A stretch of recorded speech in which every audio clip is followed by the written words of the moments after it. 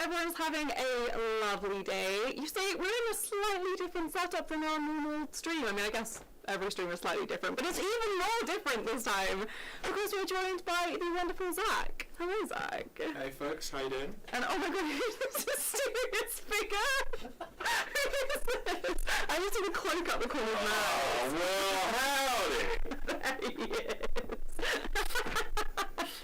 We are here today because we're doing something very fun. We're playing Zach's new game, Inevitable, which is a Doomed Arthurian Western. It's a what, Maddie? You tell me that this is a Cowboy RPG! I'm gonna get mad. You can tell someone's very excited to be here. We could never have done this without you. If I was saying, I would be like, you guys are picking this back. Small upset. You pay for my trade outfit. Zach, thank you for joining us today. Do you want to give us a little bit more intro about you and about the game? I need to tweet that this game is happening. Oh yeah, you tweet. You go ahead. Before we do that. No, that's fine. We gave you a very narrow. Instagram. Calm down. Right, I've just put a link on Instagram that's just going to show up as text because we were right. It's a fun little mystery. Inevitable is a western, but so there's a desert, there's cowboys in it, there's weird guns and bandits and stuff. But the different thing about this role-playing game is it's also Arthurian. So you guys are going to be playing a knight and a wizard. Yes. With magic handguns on a quest trying to save the world. You guys live in the kingdom of myth, aptly named because it's the home of stories and knights and heroes and legends. And you're going to be attempting to stop the prophesized apocalypse that has been foretold about your kingdom that you guys live in. Big quest. Big quest. Big one. You're going to lose. No! I mean, we might not get murdered in the course of this one shot, but over the course of the full campaign, you go through the eventual destruction of this civilization. It's a simple, more like a story game, if you're kind of familiar with all the different subgenres of role-playing game. And your characters are going to be today we're going to be on a quest.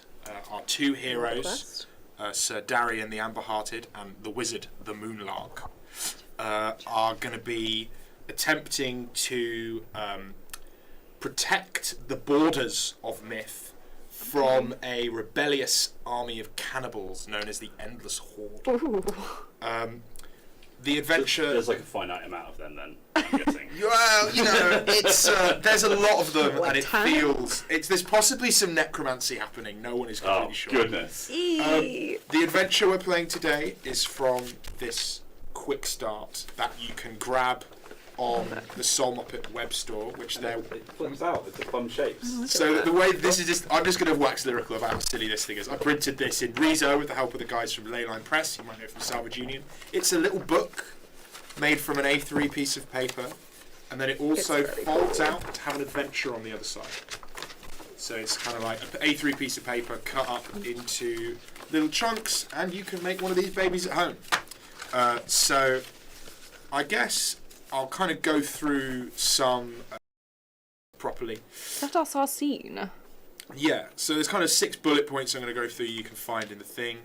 This game is a fantasy western. It's got all the aesthetics of a fantasy kingdom, the features of a fantasy kingdom with western aesthetics, and everything that kind of would live in one of those two settings should exist here somewhere in this kind of dustbin world. You guys live in a place called Myth, which is a kingdom that is ruled by a boy, a young man called Rebane. His father, Malavan, who's kind of the old king, was killed at the Battle of the Violet Fields by a guy called the Cannibal Saint, who was his brother. You guys are going to be fighting his soldiers, this endless horde, from the sort of rebel state he's carved out of Myth. There are two kind of like orders of heroes that serve the King of Myth. We have the Knights Errant, who defend Myth's people and institutions. That's going to be Maddie playing Sir Darian the Amber-Hearted over here. That's me. And then the Mystics, who are a cabal of wizards with magic guns. Somebody say wizards! There he Who is. kind of serve the king, unlike most wizards who are sort of do-nothing varmint people who live in towers and shoot at people who are mean to them. Absolutely. I've always said that about wizards. There are two magic moons that you might be able to see in the logo floating down here. One of them's orange, the other is green. They are the source of all magic in the world. So you've got some magic powers that are related to channeling moonlight and using it to cast spells. That's very fun. The big weird thing about the setting is that there are people who can see the future. They are prophets. They can tell what's going to happen. And their visions, once they occur, are inevitable. Thus the title of the game. All the prophets in the world have foretold that your civilization is going to be destroyed in what is called the Doom of Myth. The city you guys live in is going to burn. The king you serve will never grow to be a man. Everyone you know and love is going to die over the next 6 months. If they could have not said that. Yeah. That's like, That keep would've that been to yourself, you know? Like, I don't need to hear that. The other thing that's happening, that is the one of the cool things about the setting, is that many heroes and villains in Myth carry rune-carved revolvers crafted by wizards. Each wizard has created a unique recipe for gunpowder and bullets from magical items they've got on hand, and they fire with deafening roars and flares of light, and they're very difficult to get ammunition for because you have to make them bespokely. Sir Darian doesn't have a magic gun and has a sword. You've got the sword and I'm the an old light. school. I live by the old ways. I'll die by the old ways too. Whereas the Moonlark over here has a gun called Comet, which shoots stars. That is pretty sick. I gotta be honest. So that's gonna be fun, I hope. So I guess that's kind of the pitch for the setting. That's kind of what we're going to be doing.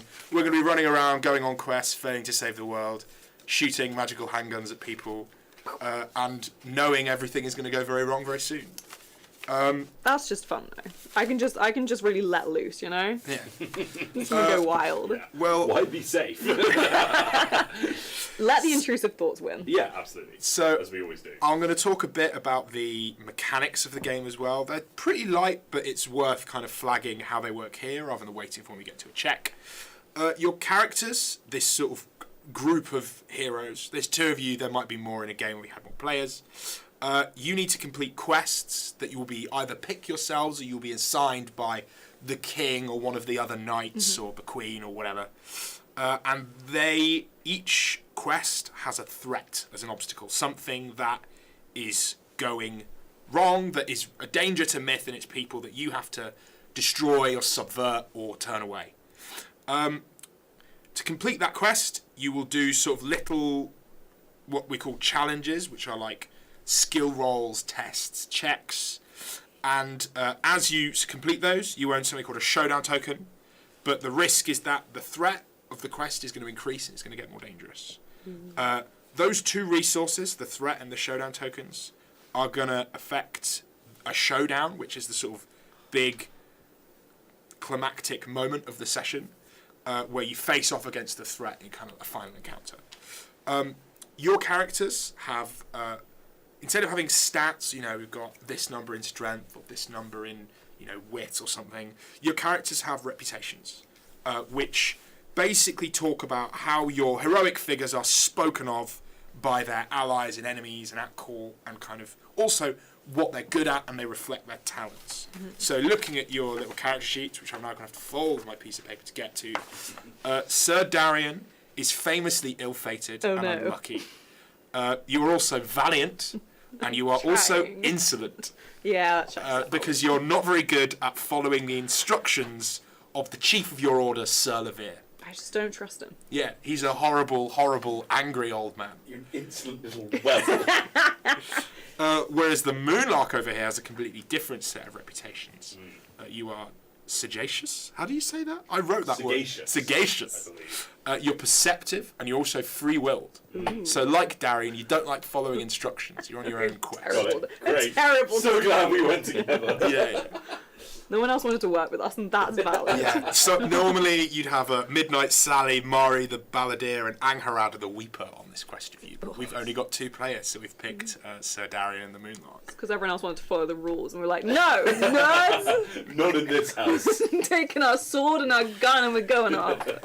Do my own So when you do when a challenge happens, which is something with a risk you get it wrong, like an encounter, we're going to basically assemble a dice pool and then see how it goes.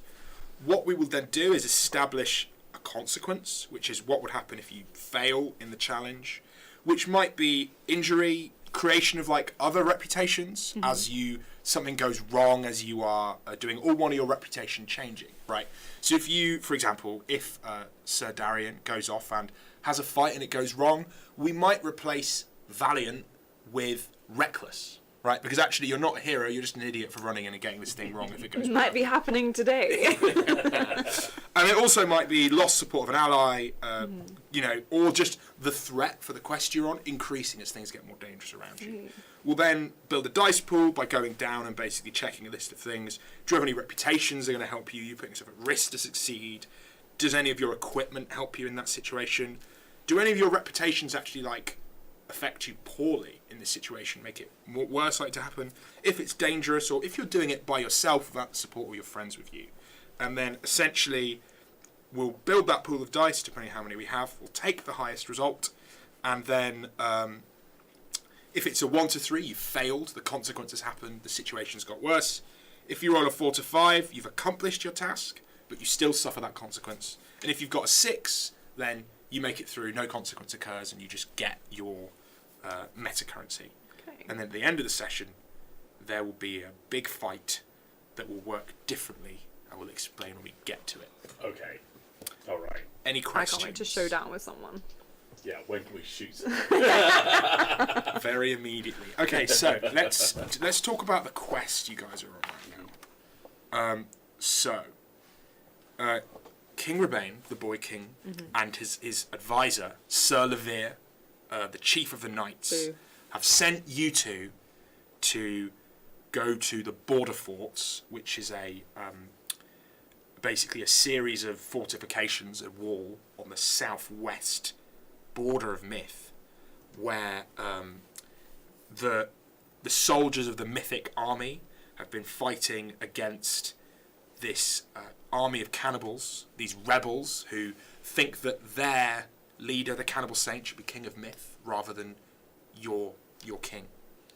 Yeah, I think that's wrong. I feel like, it's pretty easy to say I don't want the cannibal to be Well, look, king. we should hear them out. Possibly. You would say that. I'm quite free will, and we haven't met, the cannibal. What was it? The cannibal priest. Cannibal saint. The cannibal saint. He's a living saint. He's died and He's somehow a living alive. saint, and we Exactly. don't know anything about what he preaches just yet. So When you're getting torn limb from limb and being snacked on, I will be running away.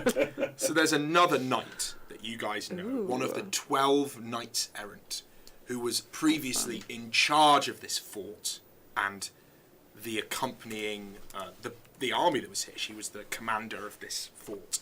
Her name was Catherine the Tall, and the reason you guys have been sent to reinforce this border is you know that she's been killed.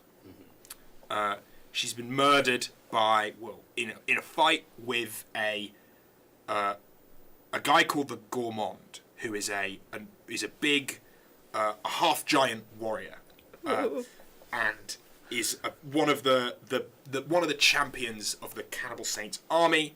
You've been sent to defend the forts, kill him, and basically improve the situation where you're after currently. The other thing you would want to do when you're here is there is a false knight in this part of the world. His name is Sir Rangvid the Decrepit. He was he's known the Cannibal Saint for a long time. They grew up together. He's his closest advisor, one of the commanders of his army, and he was a knight in myth before the Civil War occurred, and now he's like a sort of emissary of the saint. He rides a horse. He has a gun, which is called Gristle.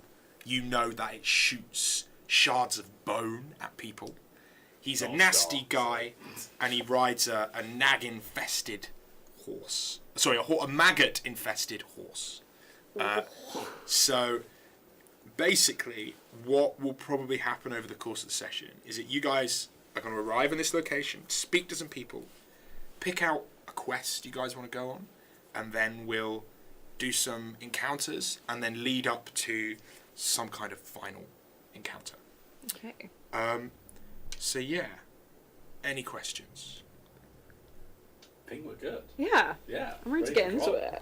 Hell yeah. Animus Deus Zero says, I want all of your hats. Some isn't even mine. I've stolen You are that. winning, Zach. I got this hat at Gen Con because I'm known for making games with wizards in them. Oh, yeah. And it's on my Twitter profile. I saw the hat on a stand that was the hat from my profile picture. I had to purchase it. Nice. Yeah. So It's just like, I'm like, oh, I recognise who you are now. Yeah. Until then, I've been like, yeah, I'm pretty sure it's this I know this person and from you put Twitter the hat on, I'm like, no, somewhere. it is him, it is. Yeah, I know him. this game, just in case we didn't say this at the beginning, is on Kickstarter right now. You can back for it. There's There is a link in the description below. lots of fancy covers and bits of art. We just announced we're doing this morning new dice, including some gemstone ones that are the colours of the moons that we've done. Not this exact material, but similar enough. And then also bullet dice. Oh,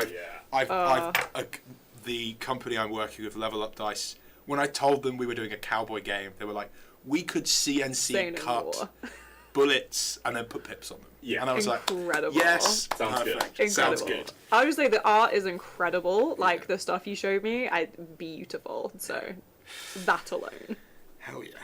I mean, the other thing is that I have got, just in terms of this playtest, I've obviously got this. The quick start is what you can get for free at home if you're watching right now. I obviously have written the book already and have the full manuscript of the entire world. So if you want to run off and go somewhere completely different and do something different, then that's totally fine as well. You're conveniently close to finding Excalibur if you want to go try do that. But I'm insolent. it's always a possibility. That is such an insolent thing to do. Free will as well. Yeah. I deserve it. I'm a knight. So the first king of myth was given by the lake bound, which basically like Our Lady of the Lake, a magic handgun which bestows on him the right to own a castle and rule the world. It shoots castles. I don't think it shoots castles, and now all of that handgun, that handgun, the Ironwood, it's called. It shoots through sheet metal as close as any other gun would. Oh no. A spoof on the name for Excalibur and I'll get through my Brythonic because plate I'm mail. addicted to Arthurian references.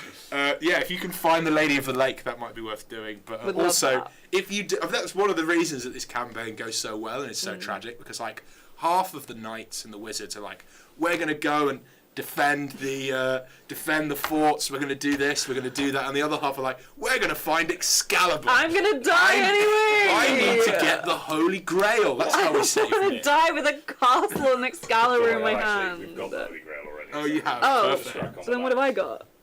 That's the bully veil. Damn it! I knew that guy was lying. Alright, Okay. let's play. Let's get into it. Awesome. Let's do some quests. Go off piste and find some swords. Jamal Everything. Baylor says, yes, please make a gun that shoots castles. You know, honestly, one of the stretch goals is that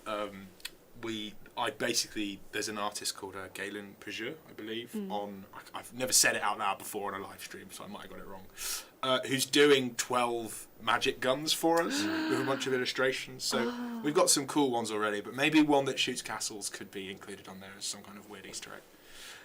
Everyone but yeah, right here. cool. So let's get started, shall we? Let's get into it. Cool. So Terrible roll. Let's roll.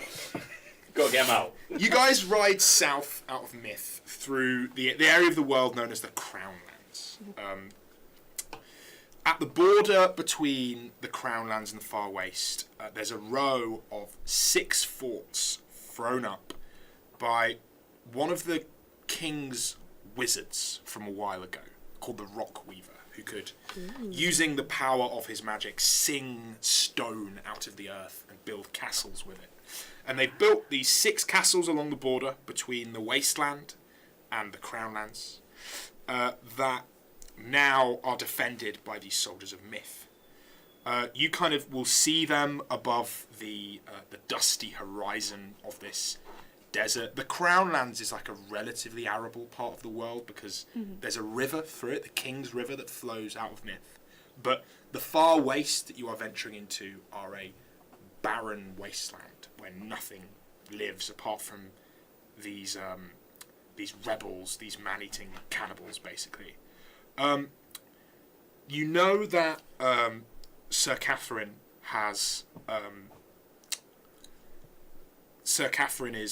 died, but you know that her second in command, another knight that you have served with in the past, called Sir Halston the Oak, she should now be in charge of this fortress, and you've been sent to help her and do whatever it is she needs doing. These forts are dusty and sort of quite low, but they sit on this range of hills, and you'll probably be riding up. Well, here's an important question. Tell me about your horses. I was going to ask. Yeah. I do. If I had planned this properly, I would have used the horse generation tables I have in the book to generate you a horse. God. But for now, tell me about your horses. Maddie, do you want to go first? My horse is called Chestnut. It has shiny brown fur that I brush religiously. I care deeply about this horse. Every time there's like water, I would have stopped to get some water for my horse. It has one white sock. Sometimes I'm sad about that because it's not perfect. That's my horse. It has a beautiful mane, and sometimes I plait it when I'm sad. I'm a horse girl. Okay. The amusing thing is these characters from the quick start are ones from the playtest that I did, and that Sir Darian did not care very much about his horse. He was wrong. I don't think. Wow. He was quite an angry man. Chestnut needs love. Playtest. Okay, what about the Moonlark? What about The Moonlark's Moonlark horse? rides a relatively wizened steed. It has a silver coat and mare, and its name is Glisten.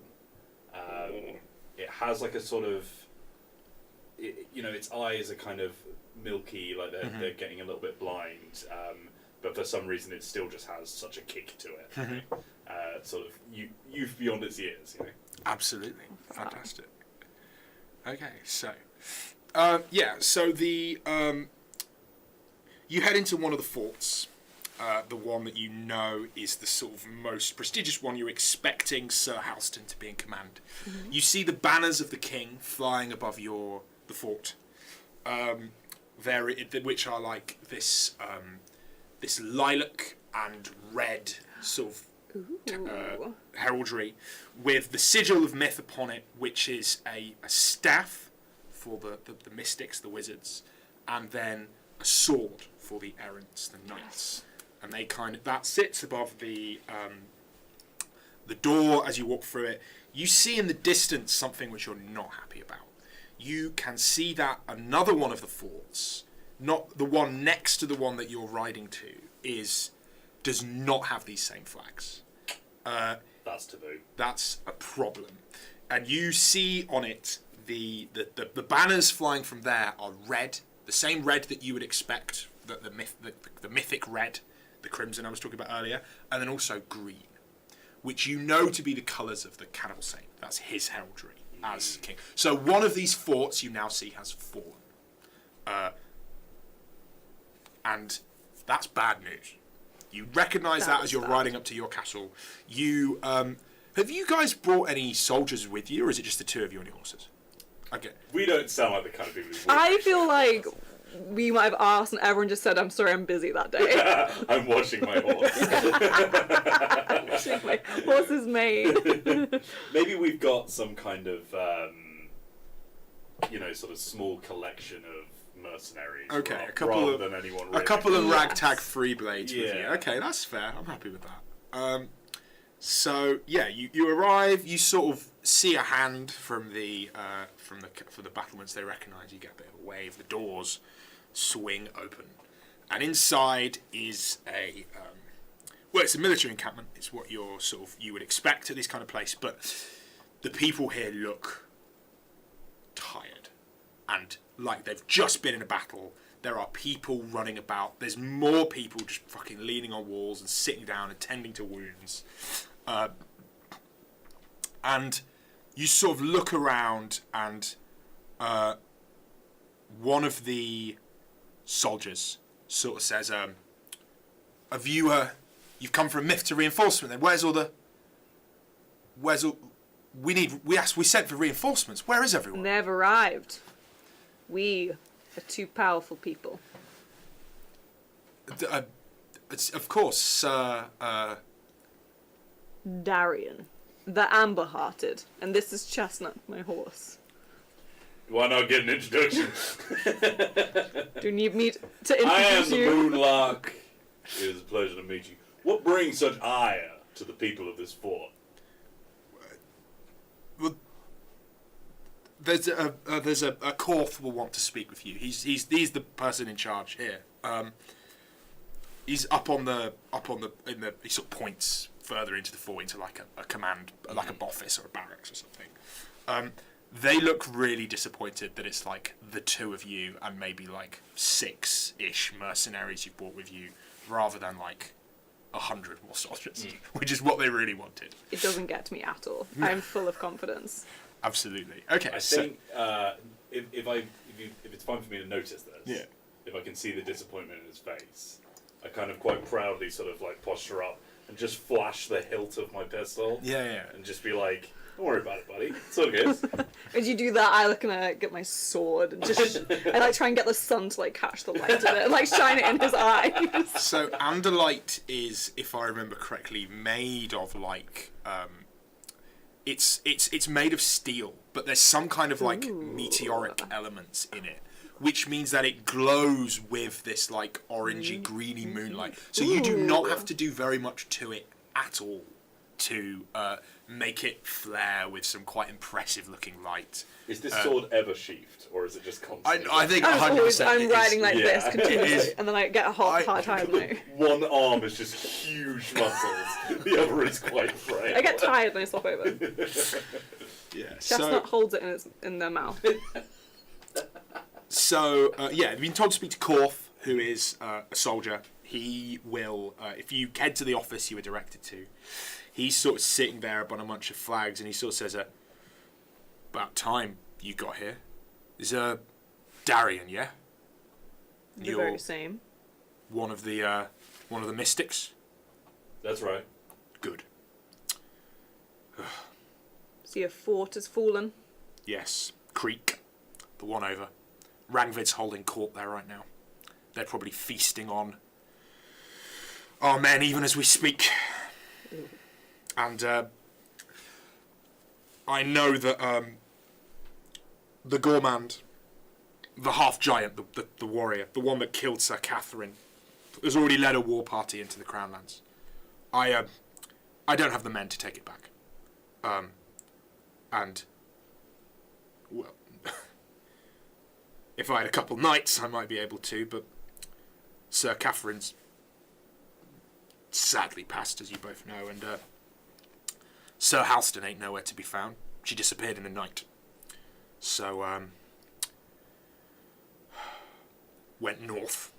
And how many men do you bring with you? Enough. Us. 6. 6? Did you agree 6? I think it There was were 6. 7, we lost 1 on the way. It's sad, but Chestnut really wanted that. Sometimes men is not what you need. I've seen what you myth knights and wizards can do. I'll take whatever help I can get, damn it. But I don't know if that's just enough people to breach the fort. We don't need to take them all on. We just need to get in and cut their head off like a snake. And hopefully it's not one of those snakes that grows other heads and creates more snakes. Just one. Okay, you're scaring the boy now. I mean, I'm this definitely ain't a boy. This guy is a captain. He is... I'll tell you his reputations. You might have heard of this guy. He's experienced and efficient. Okay. But you know that he is uncharismatic. He's very sort of dry and deadpan and has a reputation for sort of getting the job done. And that's why he's probably been sent to the absolute... like the most important defensive position to hold in the kingdom, but also the one you do not want to be on if you're any kind of career politician, because you're going to be fighting this kind of border skirmish that sounds like it's escalated, and this fort has been taken. You know that the Gourmand, this giant, is now likely raiding and rampaging through the Crown lands, and now you look. You're kind of high up now. You're in the sort of the top of the tower where this guy's made his office. You can see now something burning on the horizon towards Myth. That guy, this Gourmand, is rampaging, and raiding and pillaging. I'm glad we missed them on our way through. That would have been quite a first encounter. It is on the card. But yeah. So the other thing he said is that this other knight, Sir Halston, has fled. She's gone somewhere. She's not here, which is where she's meant to be. Coward. Unless there's something going on that you didn't know about. Coward. So there's... Korth kind of tells you a bit more about the situation, explains the creek has fallen, says that Gourmand has head further into Myth, has announced to you that this knight has fled. Each one of those things would be something that we could do for this session. If we were playing a longer campaign and we were resolving this doom, as it's called, this would be the first couple of quests that you guys would go on. You go and do this, you do that. You would maybe go on some forays into the far wastes, to the wasteland rather, to try see what you can find there. And eventually, either the Cannibal Saints army would come to you guys, or even make it to Myth if things get that bad, or you would march out to Visage, which is the city where he holds his court, and lay siege to it and try and destroy it. So at the moment, those are the three things that I would kind of suggest heading in the direction of. But also, you could just go look for Excalibur. But that's definitely not your dream. That's not what you've been told to do. Depends how... I just think if we had a really strong sword, it could make a big difference in this war. Yeah. Oh, so Darian, don't be like that. Your sword's very strong. Now, I meant for you, my sword is mighty strong, but if I had a sword in each hand, that would be unstoppable. So let's just lay out the options here, because here's the thing, Cor. You have men, and they didn't work. So, seems we need to be more targeted in our approach here. So we could be finding your lost errant knight. We could be taking down this giant, which, I'll be honest, doesn't sound like the best start. We could be trying to find some kind of weapon, perhaps, that will give us an advantage. What do you think would be most helpful to you?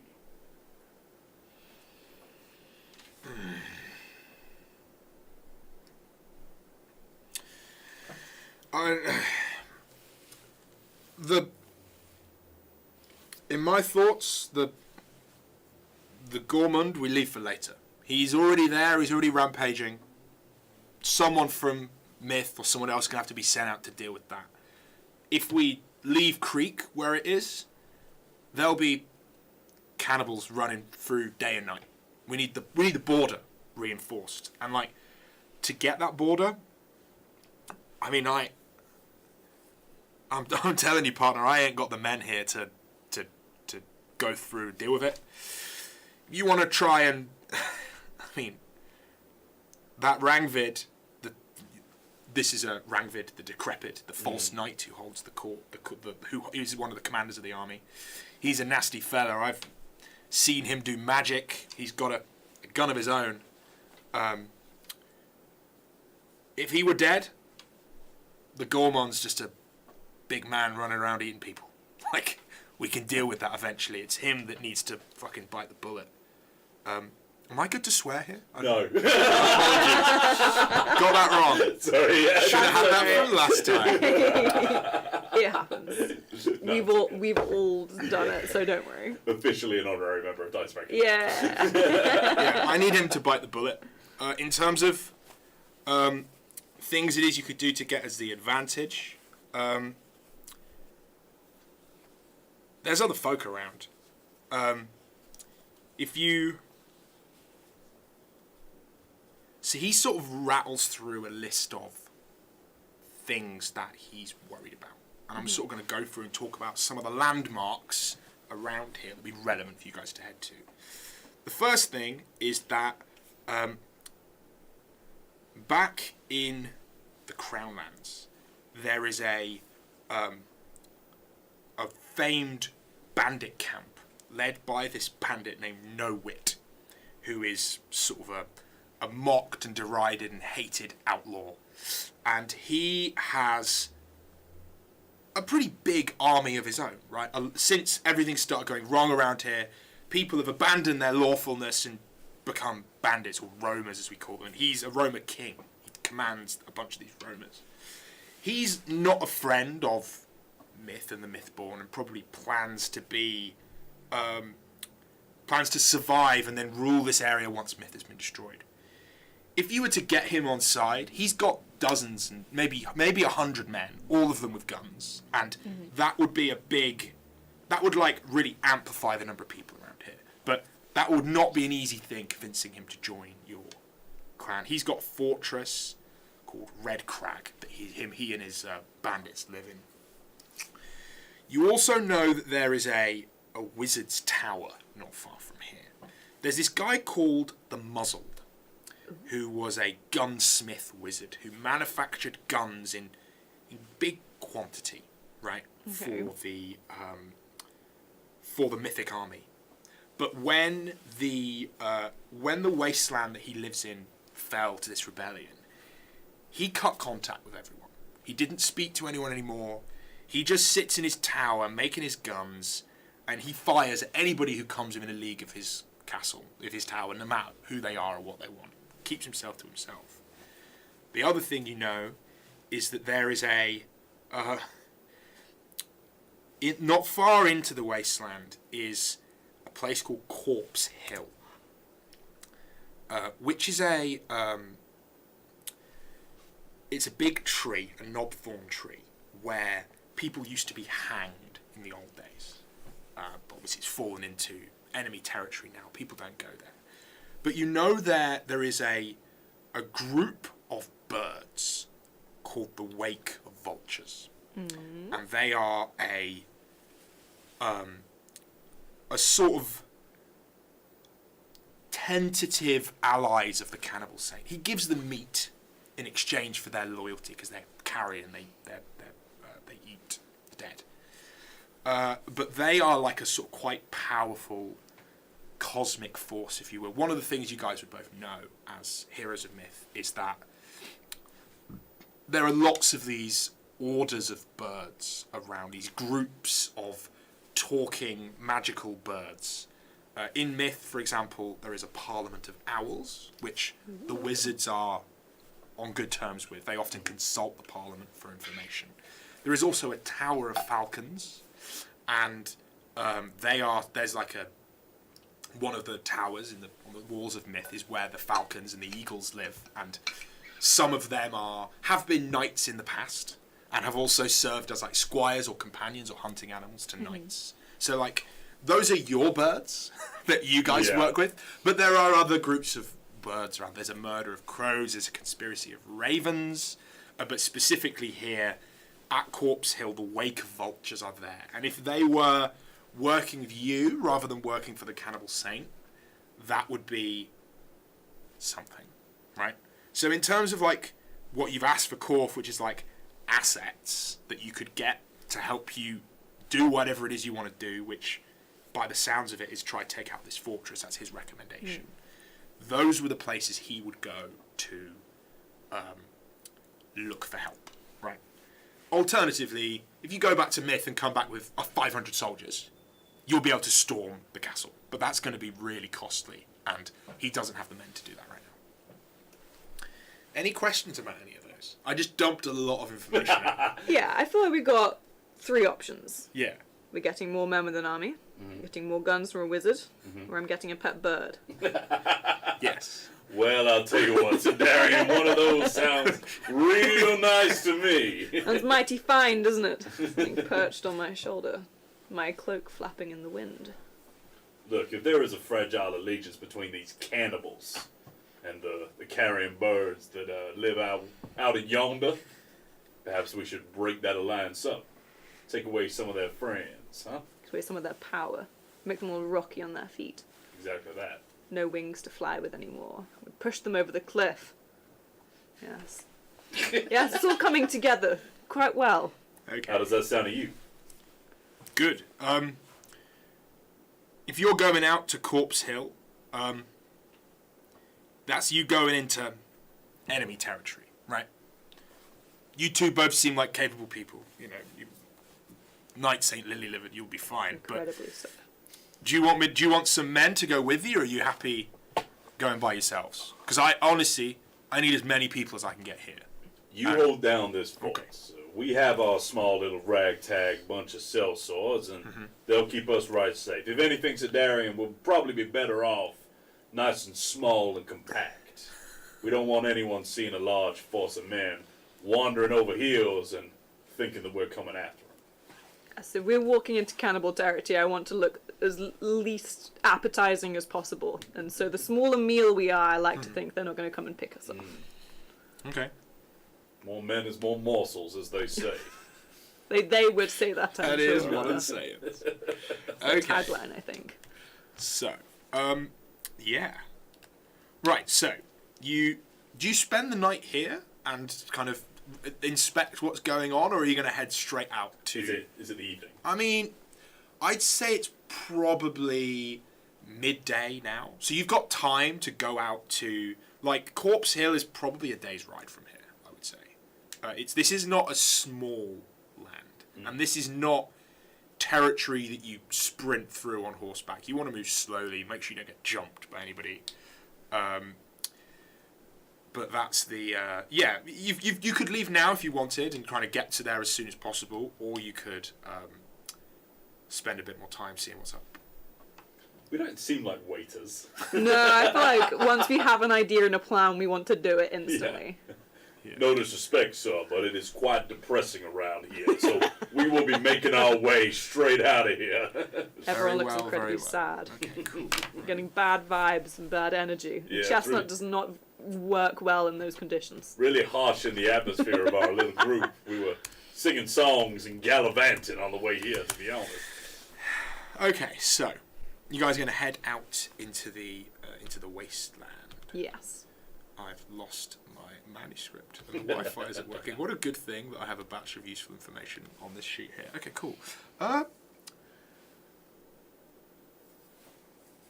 Cool. So, you head through the wasteland and you ride until about nightfall, and then you don't seem to have been spotted. This part of the world isn't patrolled. One of the big things about these, they don't use firearms that much, right? They're mostly use spears or knives or just their hands. There are some soldiers in there who will have guns or whatever, but it's more than it's not like the the mythic army where most guys will have their fire tube, which is essentially a gunpowder weapon that isn't reliant on fancy wizard ammunition. It's made out of actual gunpowder that we would recognise. Amateurs, yeah. The mighty sword does enough. So you probably make it. You head a bit past nightfall, but when it's too dark to travel, you probably stop, wait, and arise in the morning. You can see when you wake Corpse Hill in the distance. It is a pretty big hill. There is this weird old tree on it that kind of glistens in the morning. This is a dry, horrible desert. This is already you're starting to understand that you're no longer in the bit of myth that you were, which has this river that flows where you can grow things. This is the wasteland. You start out in the morning, and you once you get within about a mile of Corpse Hill, you start to see these vultures watching you as they sort of drift, wings locked ahead of you. A couple of them land on tree stumps and like on big rocks and just watch you. You don't feel like you're about to be attacked, but it is not a nice feeling as you're sort of heading to meet these birds. You reach, as you sort of, like I said, get closer to Corpse Hill. This is a place of the dead, right? That's why the wake gather here. Like I said, it used to be an execution, a place of execution. Used to hang people from this big spooky tree on the hill that now all the vultures sit on. And you realise you're in a graveyard and that there are headstones jutting from the earth in great number. But what's happened is that they've been, like, the bodies have been exhumed. And by the looks of it, eaten, right?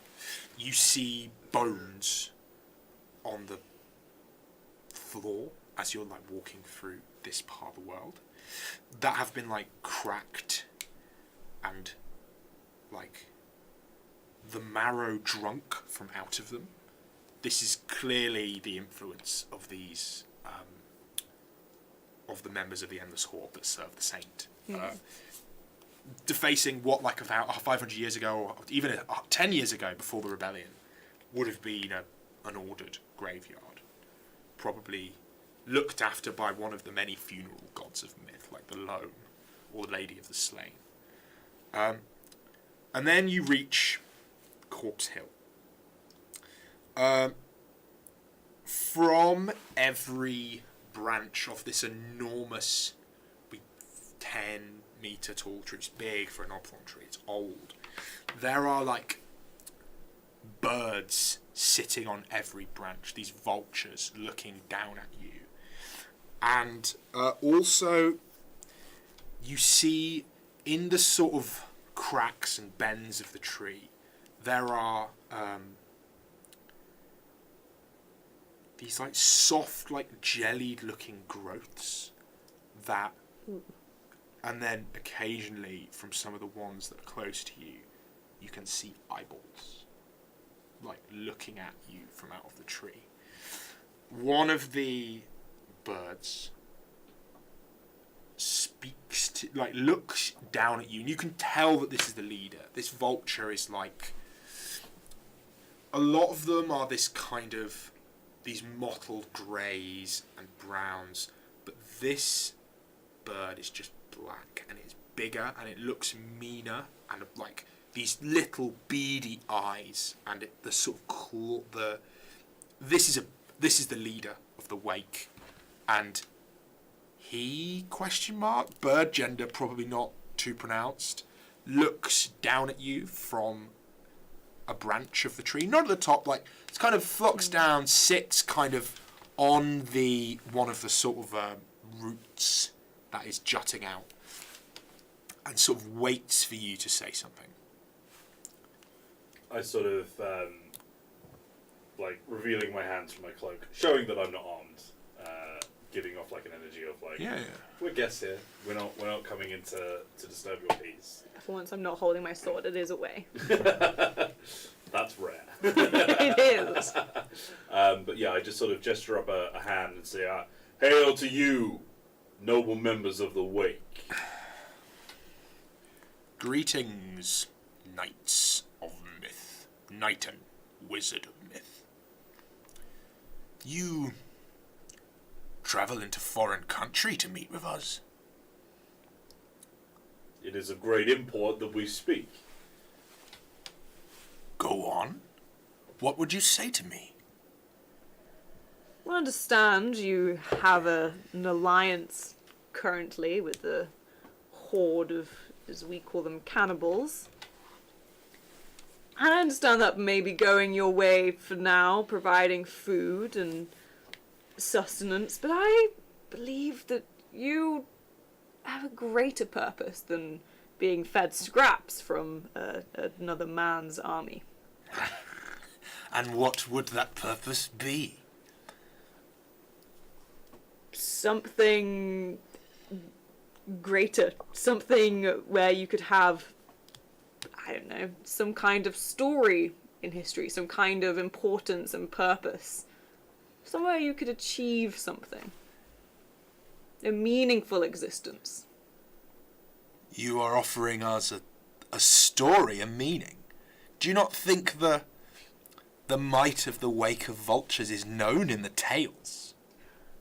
I'm sure it is. You travel here seeking our alliance. You know of our power. If such knights come here offering signs of respect and of seeking to parley me and seek to break alliances I have forged, you diminish me by suggesting that we are not of the tales. And he raises his wings up and gestures to the birds around him, who all what noise do vultures make? They cronk. They squawk, and this deafening squawk fills the air. And then at this moment, as you look around you, all of the other birds, not the vultures, the ones that are gathering around here, all move and fly away in fear. And they're like, "You should offer me something more concrete than that, little knight." Perhaps you've raised the issue yourself, noble leader of the Wake. Ogvad the Mourner is my name. Pleasure to meet you. The Moonlark is what they call me. And you? I'm Sir Darian, the Amber-Hearted. An interesting name Yes. that I haven't given you context for. So we'll do that in a minute. A person who is amber-hearted means that for some reason you've got a title that relates to the fact that you have, wizards, one of the things they do if they want to not die is they take out their heart using a magic ritual. Ooh. They encase it in amber and they put it in a box somewhere, right? Fun. They then have sap in their veins, and if that heart is then planted in the ground and left to grow, when that person dies, a tree will sprout and it will crawl out from beneath it like a sort of big woody womb. This was an accident, and the player who made this character just made the amber-hearted a guy, and they was like, well, you've picked that name, which is really good, because that also means that at some point you're going to die and then be reanimated. Who knows why? I don't think that's happened to you yet. I don't think you are immortal and your blood has been replaced with sap. But Okay. maybe that will happen in the future. But as you say amber-hearted, this Ogvad, the Mourner, who commands the Wake, looks at you like, what is your name? Interesting. Yes. Obsessed with death as the Wake of the leader of the Wake is, and carrion and meat. He looks at you interesting and hungrily now. But yeah, So you've heard of such a thing? I know what it might mean. Not why you have that name. I would, if your veins were sap, I would smell you on the wind, and I did not. Your their blood still runs in your veins. I have blood for now, as it suits me. But I, perchance, have an option for a future time. Someday. So you plan to die then? Soon? Everyone is going to die soon. Some sooner than others, and it's nice to have a backup plan, is it not? No matter how much sap you fill your veins with, we are all, in the end, mortal. Ogvad, even you. Oh, yes. Everyone dies. Eventually. Well, that is precisely the point I would like to bring up. Mm-hmm. As we said, we have heard great tales of the strength of your flock, of the get great, a big beaky smile when you compliment his flock.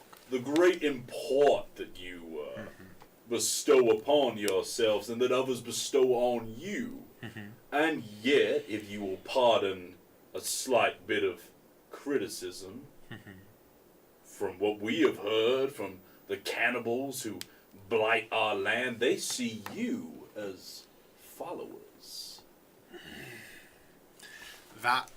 When you say that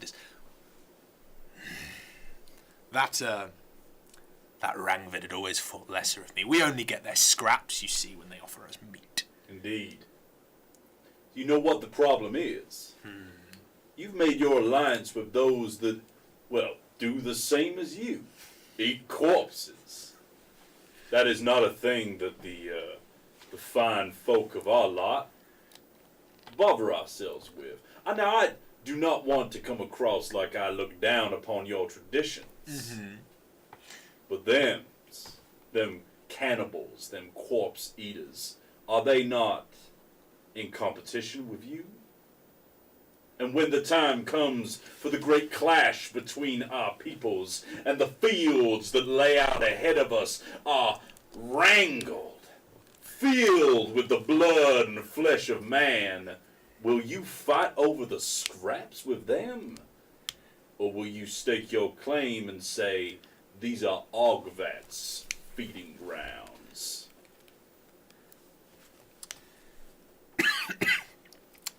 You get a big choking cough from Ogvad Inkley. When there's fights between you Mythborn and your rebels, your false kings, your saint, my people are not allowed to feast upon the battlefield. We're taking the scraps, and should you win, no soldier of myth would allow me to feast on the corpse of his comrade. That would be... You have your traditions of burial. And for our people. For your people. Not Indeed. for the cannibals. No rebel deserves a proper death, under my opinion. You would give me a battlefield. Oh, we would. In fact, we might not even need to give it upon you, for it is coming. This land has war on its lips, and when that song sings, will you not answer the call?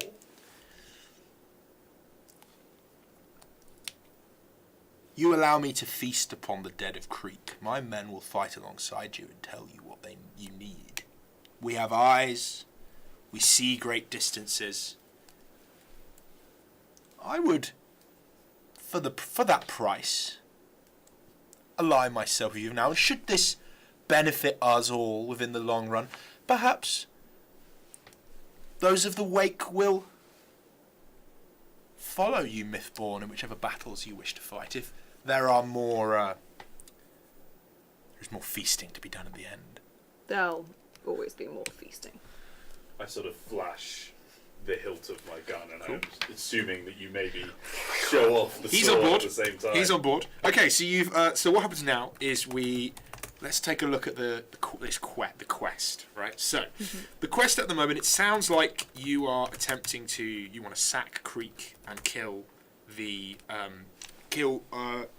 Rangvid.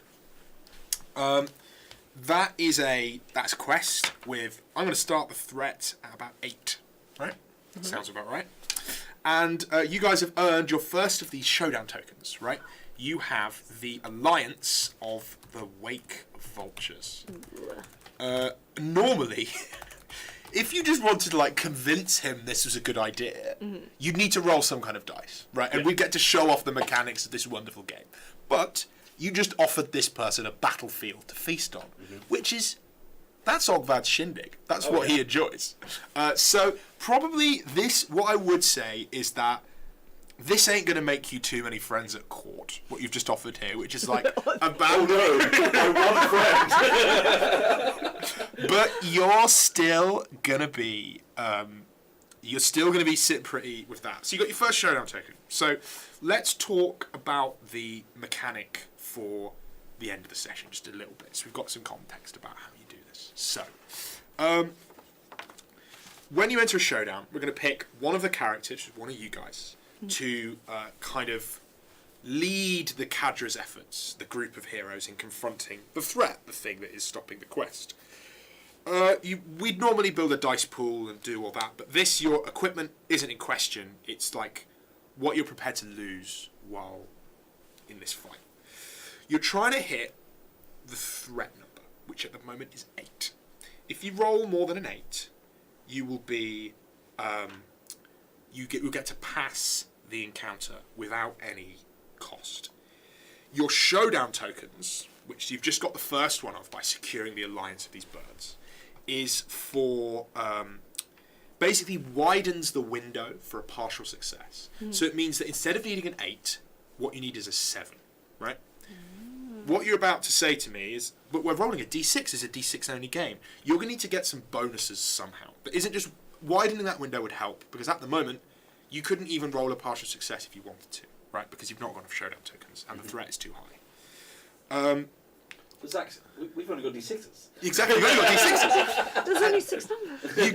You get a bonus for what you are prepared to lose as the cost for this encounter. Okay. And essentially, the emotional stakes of what it is you're prepared to put forward. So, if, for example, you were prepared to move around some of your reputations, like we said, that example of replacing Valiant with Reckless, and that would be essentially a consequence for the character's actions. Your reputation is changing in some way. You might gain a new reputation, you might lose a reputation, or one of your reputations might change. And this is sort of about how the character is received when all these rumours about what happened at this battle make its way back to myth, right? The other thing that could happen is loss or destruction of the character's allies, equipment, locations, some other thing important to you, which is like, yeah, you've killed Sir Rangvid in this gunfight you might have with him or something, you've sacked this fort, but now because you left the giant rampaging through the Crownlands, a city has been destroyed, right? There are these other consequences that happen because you're here. Or maybe, for example, Korth or some of his soldiers might die, the situation will be weakened, the creek is actually, like, destroyed and isn't usable as a fort anymore. There's all these things that can happen. Or we can make different quests. We've only got one at the moment, which makes this harder. We could change the threat for those and make things worse elsewhere. And that will give you a bonus of somewhere between 1 and 5, which you can then add to your dice when you're trying to get that. If you roll less than your threat minus your number of showdown tokens, you failed. That consequence happens, and then you have to pick a new cost and try again, right? Okay. But if you manage to get that partial success, you'll defeat the threat, but the thing happens. And if you're lucky enough to have a huge cost that rolls you way over the top, and you roll more than an 8 in this example with threat score, nothing bad will happen at all, and your cost won't occur, which kind of incentivizes you as characters to propose ridiculously huge costs of death and destruction and dishonor that mean that if they happen, myth will slowly be destroyed as the situation worsens, and you are incentivized to be less knightly and less noble, and basically make this decision about, am I going to die with my dignity and my honor intact and let this destruction occur, or am I prepared to sacrifice my own personal honor and principles to ensure, because maybe you could win, possibly, right? If you did, like, even though it is a play to lose game, and like, I think it's pretty stacked. If you play all the quests smart enough, you roll well enough, and maybe you can defeat all 6 of the dooms that are currently afflicting myth. Like, at the moment, we're only doing with one of them. These cannibals, this army. There's also a big dragon, a cabal of enemy wizards. Sir Levere, the knight who you don't get on with, is a bit of a firebrand and is a rebel. There is also a rebellion and a wizard called the Raven Claimed, who is machinating things and manipulating That people in sounds the very background. And if you manage to defeat all of those 6 big enemies, it might take you like 2 years of gameplay. So, but maybe sometime like mid 2026, somebody would have won this game.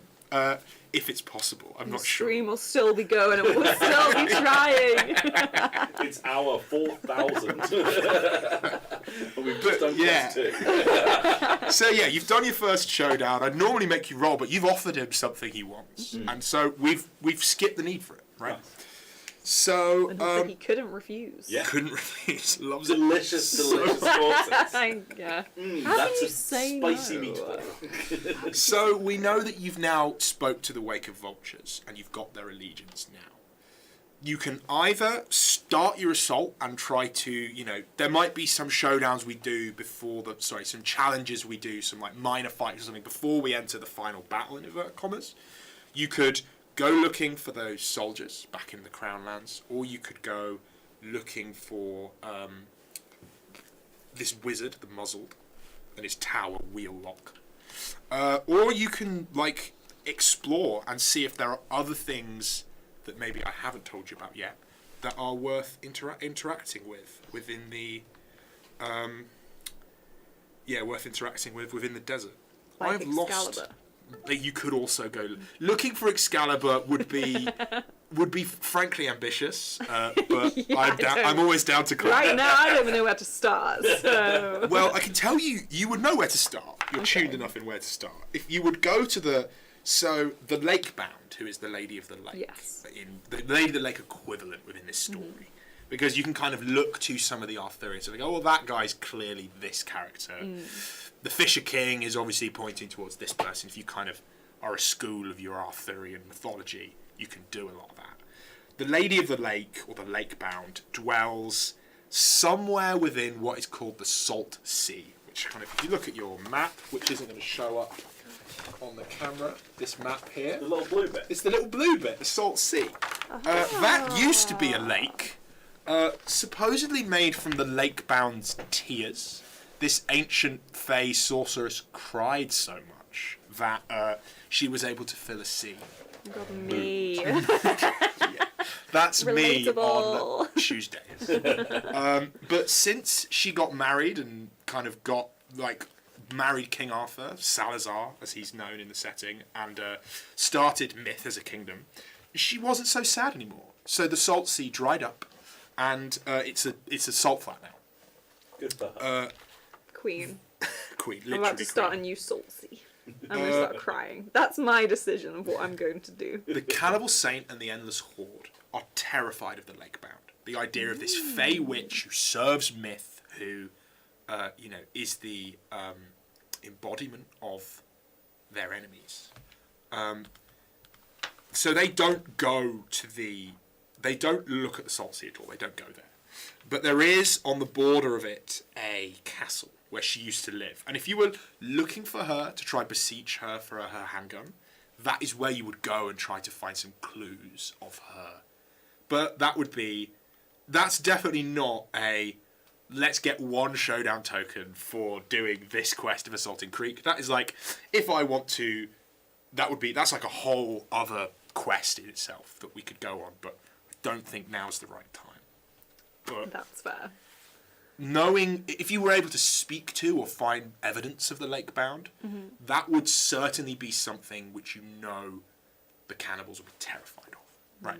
Because you're introducing this 1,000-year-old fey witch who gets to decide who rules myth. And if she says to your boss, no, it's not you, it's this guy, that's a problem for him, right? Because the Cannibal Saint won't be able to have this civil war anymore about who's in charge, because everyone will know it's not him. Bad for us if she says it is him, though. Yeah, that would be a real mistake. I should put I'll start eating some I need to add people. that into the manuscript. That's a good idea. I've not considered these permutations. But yeah. Maddie getting her first writing credit. Oh my god, look at me go. Perfect. I have published works. Yeah, Children's so book poetry. there's stuff certainly to be done further into the wastelands. The other thing is here is this. There's a big bog which is where God, I love a big the bog. big Yeah. bog. It's called peat. Oh yeah. Peat as in a peat bog rather than the name Your Pete. mate Pete. Yeah. It's spelled. And the P-E-E. bog walkers who live there, who are these like stilt-like walking dudes who hang around, are allies of the saint, and they sort of are in his armies, and they have guns. They know how to make gunpowder that works even when it's wet, which isn't normally much of a big thing in the desert, but it is for them in their swamp. And if they were dealt with, that would be something that would help you in your... But there's tons of other stuff in the wasteland. I think we could go to a big bog. I think we just take out all of their allies. Yeah. You know? We And then they look around and suddenly they have no one to help them. we leave them friendless and unarmed. Because we know how that feels. Yeah. There's two people that Taste of our medicine. cry New Salt Lake all together. Yeah, let's go. Let's go get some bog people. Okay. Keep these good vibes going. So you're going to head to the peat bog. Okay. Yeah. The other thing that is worth mentioning is that everybody, near peat, there is said to be. I need to rename that now because I don't like that it's called peat. Now I'm saying it rather than writing it. Classic, yeah. I've alerted myself that it's silly. Okay. There's also some kind of. It's called Reptiles Lurk, and supposedly there is some kind of monster there, possibly like a dragon or something that is like. I mean, if I were to describe it to you two, I'd say that it looks a lot like a big crocodile or an alligator of some kind. But I don't think your characters know what alligators are because it's so dry. Some kind of swamp dragon. But you know that Reptiles Lurk is in peat as well, so that is something that you would want to steer clear of, unless you want to make slaying this dragon your. And this is the thing, like some of the information, some of the information that I'm giving you, this is like what your characters would know about this part of the world, and it might be fictitious bullshit because I don't think any of you guys will have been to this part of the world before because it's been infested by enemies of the state for the past like 5-10 years. Full of people who want to eat my corpse. So you can definitely head to Pete and see what you are able to do. Let's do it. Okay, cool. So it needs rest when you have a short live stream. Exactly. Exactly. When do we need to finish by our interest? We've got a max of an hour and a half. Okay, cool. That's loads of time. Yeah. But then obviously, It's on left. Until 5 o'clock. Yeah. Cool. Cool. Perfect. 5 o'clock. Cool. Okay. So let's do. Can you guys both roll a d6 for me quickly? I just need to generate a random encounter. 1. You've both rolled a 1. Oh, that's a good sign. That's ridiculous.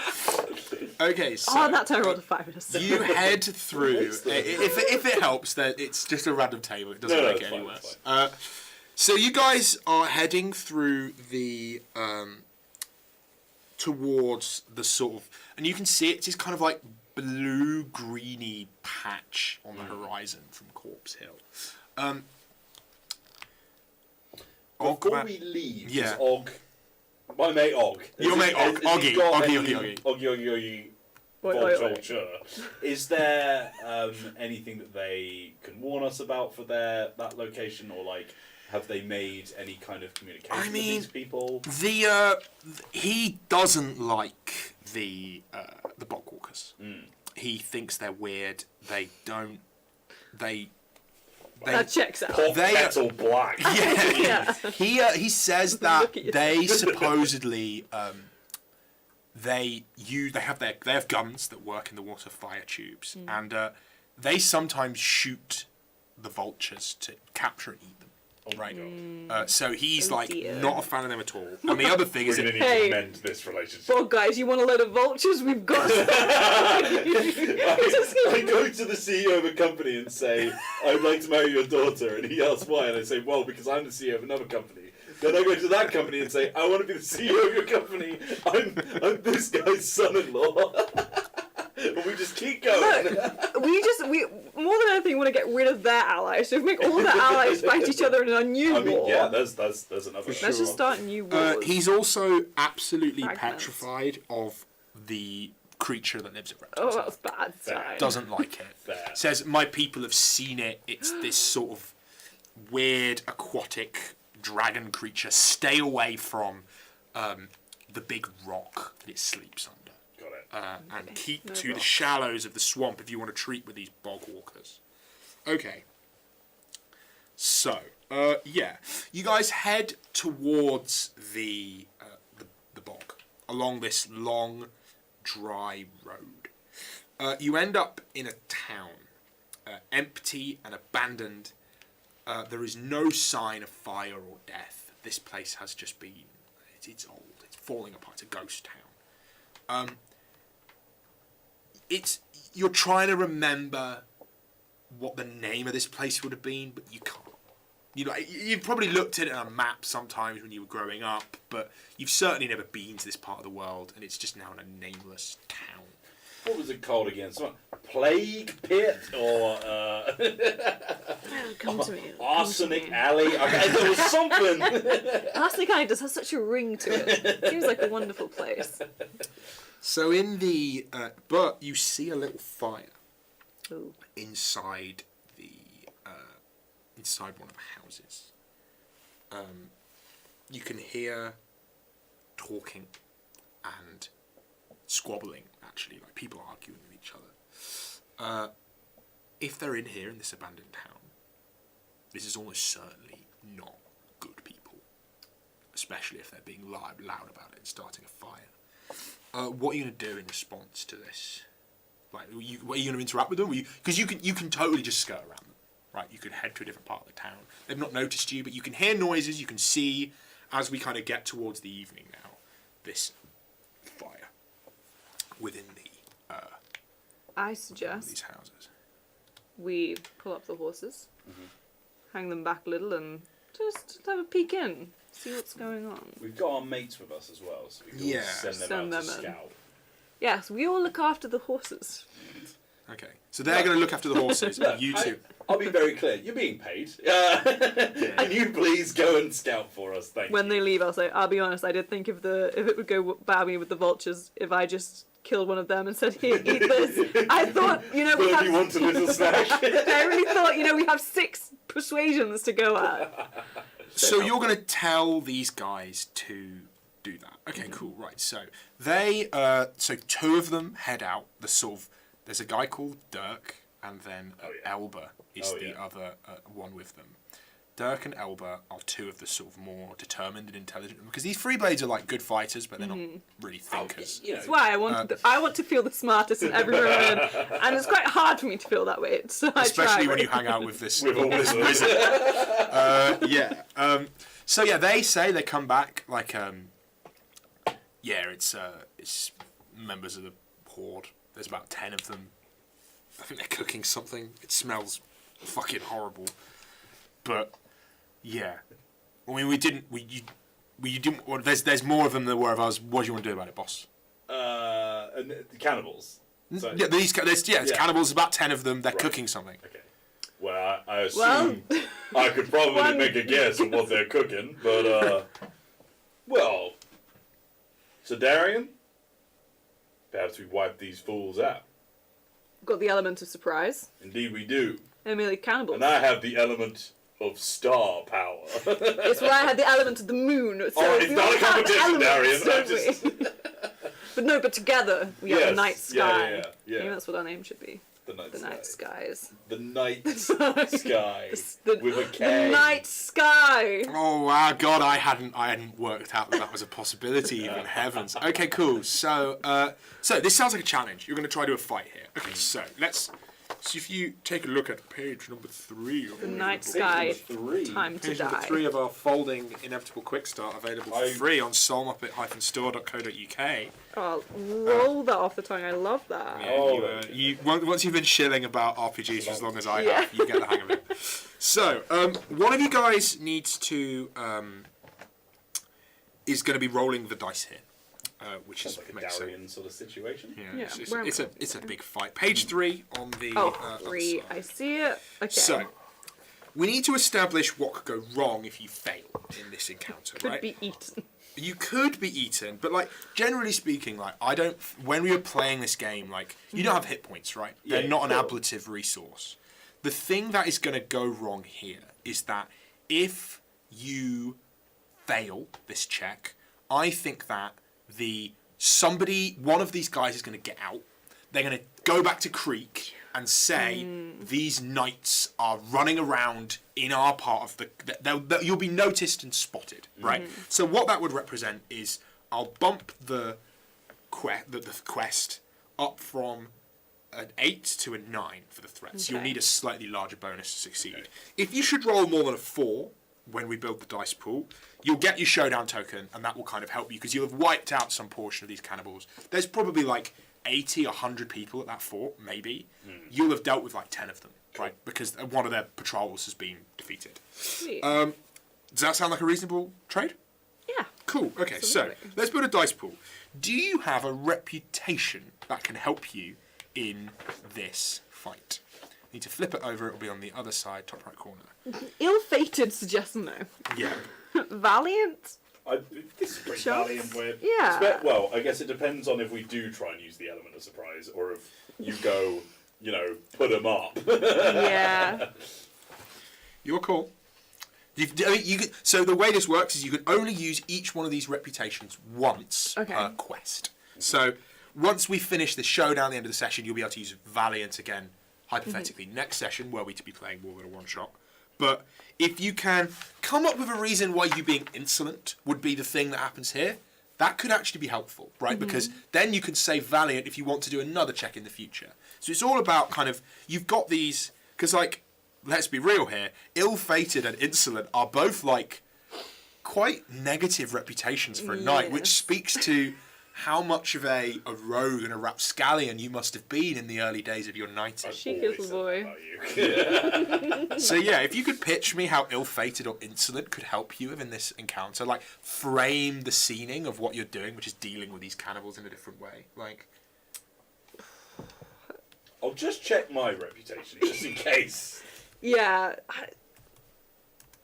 Ill-fated, all I'm thinking is perhaps I try to go in with it in some kind of way, but it's ill-fated, so if it goes a different way, it's probably still going to be bad. I think you're gonna have an easier time with insolent than ill-fated here. But, I mean, perhaps, due to you being ill-fated, like, our ambush gets completely flipped. Okay. Yeah. And we've fallen into a trap.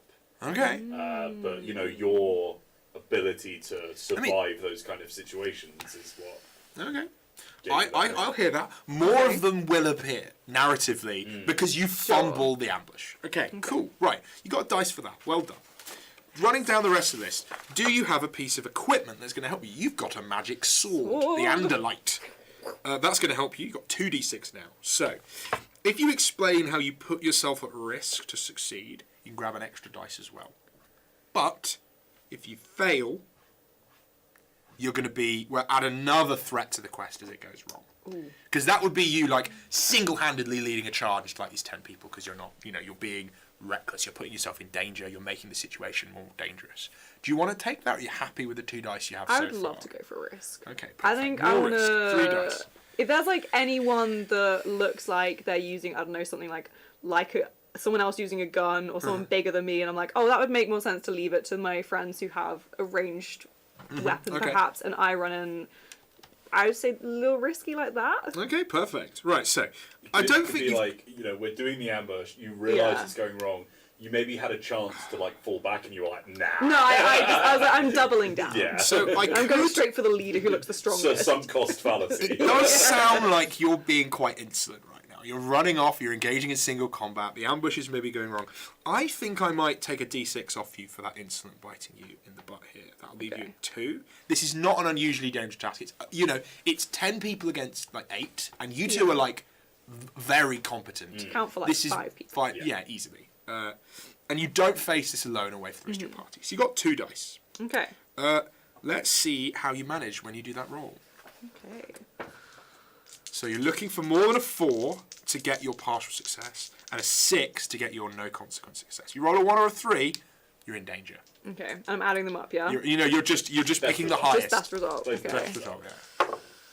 That's a 5. Cool, hell yeah. So, Sir Darian goes in, leads this ambush single-handedly, and runs at the...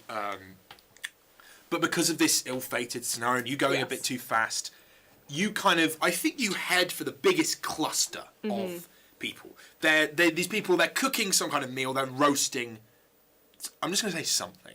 And you appear, you shout some great battle cry at them and run at them. Some of them grab their weapons, their sort of pikes and halberds and the odd musket lying around. And there's a fight, a scuffle ensues.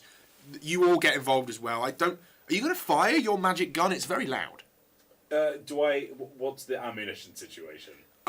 You tell me. What is it? How do you actually? So we know that it's called Comet and it fires these big bursts of light. What are you putting into it? Is there some magical? Have you got like some bits of stardust or like? Maybe it is the soul of my horse. Okay, that is sure. Pony. So cool. Hence the glassy eyes and it being really checked out. It looks a lot older than it is because it's almost necromantic. You know? Cool. The way you look at Chestnut sometimes, it's very The opposite approach to how you guys are dealing with having a horse is frankly compelling.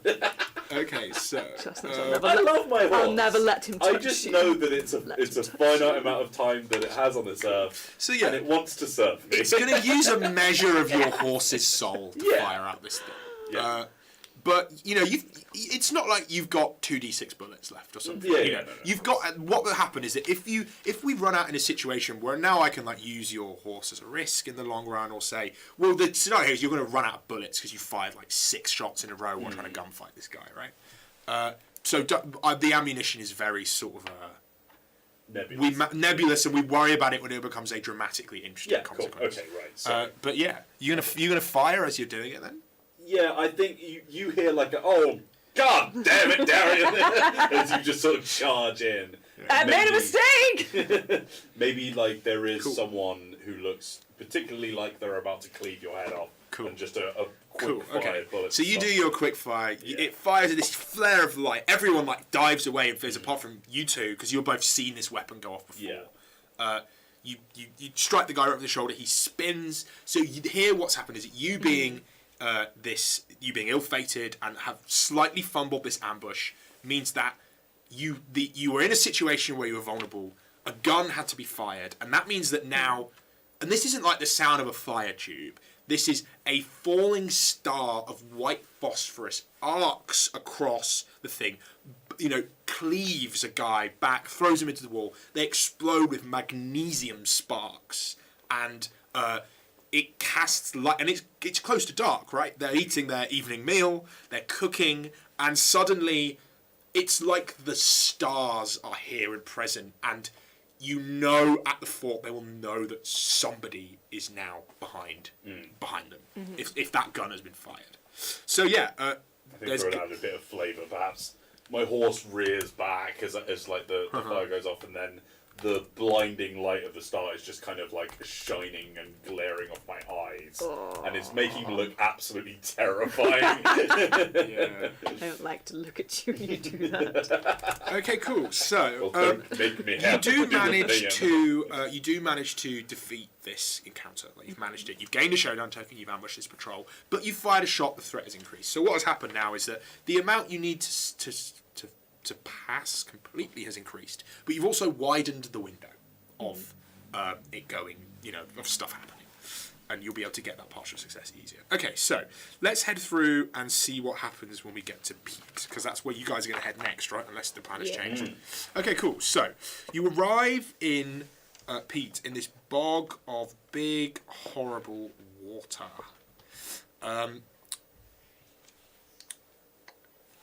You probably see quite early on in the distance these. I don't know if you guys have seen Mad Max Fury Road. In that bit at the end with the sort of walking, the stilt walker guys. That's very much what's happening. Yeah. There are these. And on there, and you can see all of them on their stilts. The one that you can see at least in the distance has this long firearm, like a sniper rifle. It must be like 8-9 foot long that is kind of dangling from the hip of this big long creature. You know, when it fires, it lumber out and then line up and bam, and fire at something in the distance. They don't seem to have spotted you. This one seems to be over. I mean, frankly, investigating what happened in the distance. I think it's probably been a few hours since that fight ensued. And you probably, I don't know if you guys are travelling lightly and quietly, I don't think you'll be seen immediately. I think we're here, again, we're here with diplomacy in mind. I think I personally would be happy to make my presence known. Okay. Yeah. Try and show. Hey, You want we're to not shout hostile. out to this fella. Yeah. Okay, cool. Hail! As you do that, you sort of see the it goes through head and pulls out this gun. It's not a magic gun, but it's still shoots probably a big round a long way. So we're going to go, who goes there? We come from over yonder looking to parlay. You Mythborn? People from Myth. You nod back. He sort of says, I don't know if the boss is going to want to speak to you. We have something that I think he will find very interesting. Do we not, Sedarian? A proposition of sorts. Very well, very well. Come this way, Liggett will see you in a moment. He kind of this sort of big old bedraggled lanky dude with a white beard, as you're getting closer to him, kind of puts it back down and says, but we'll fill you full of bullets if you give us any trouble, you understand? But of course. We are not here to Good. bring any danger upon your people, I promise you that. Fine, right. So you're led back through this horrible swamp. Are you taking the horses with you? Is it wise to? I think it's probably a bit too muddy for them. Like, I think you're probably better off doing it on foot. The mercenaries are like, maybe we stay here and look after the horses. I'm happy to leave. Okay. Yeah, maybe we Yeah. take a couple who are willing to run back and get help. Okay, Yeah. fantastic. Yeah. So, you're kind of led through this swamp. He sort of says, I don't know if Liggett's going to be happy with me bringing you lot home to my house, but his house, it'll be fine, whatever. And then sort of leads you through the swamp. And you're brought to this... The house is on stilts. It's like this big, like, wicker, maybe dried out house they all seem to be living in. It smells of something terrible, frankly. It doesn't smell like human meat. They're eating something different here. You don't think these guys are cannibals, right? Great start. Yeah. And I love that from them. Yeah. Already feeling good. I do love that for them. And you're kind of brought into this this big house, and as he sort of walks up to the edge of the platform, this guy kind of jumps off his stilts and kind of lands on the side, and then sort of says, "Wait a second, let me get you a rope or something," and then finds like a ladder or something, and then chucks it down at you. It sounds like they're not used to having visitors who don't walk on stilts in the mud. So it says looks down at you, kind of says, "You fellas are really covered in it, aren't you?" As you kind of dust off the mud, he says, "We can't have you bringing this into the house." He kind of grabs like a sort of brush of some kind, like a big... I would have held my cloak up the entire time so it wouldn't get dirty. kind of bats down I'm some not of your proud, boots. Yeah, I'm just sort of, Get up and let my it happens. beautiful crimson cloak go in the wind. Yeah, God, flying crimson cloak, plate mail. Love that look on Darian. Okay, and you're sort of brought into this quite humble home that maybe like 30 or 40 of these bog walkers live in. And you sort of get a lot of funny looks as all of these people I'm imagining that. looking at yeah, for sure. That's the energy. And they sort of say, I've spoken with Liggett, the fella says. She'll speak with you in a minute. I get you folks a drink? What kind of drinks you offer? I'm pretty sure it's alcoholic, if that's okay. And then, so before you even say yes, comes back and brings you a couple of like glass bottles, which is weird, of clear-looking viscous liquid. You sort of open it, and it smells pretty foul, but it's probably drinkable. I'll pour one out and give it to one of the mercenaries we're with. Drink up. Looks at you funny Tap and on kind the of back. You want to be rude to any guests? takes a swig of it and like says, "It's booze, like it is.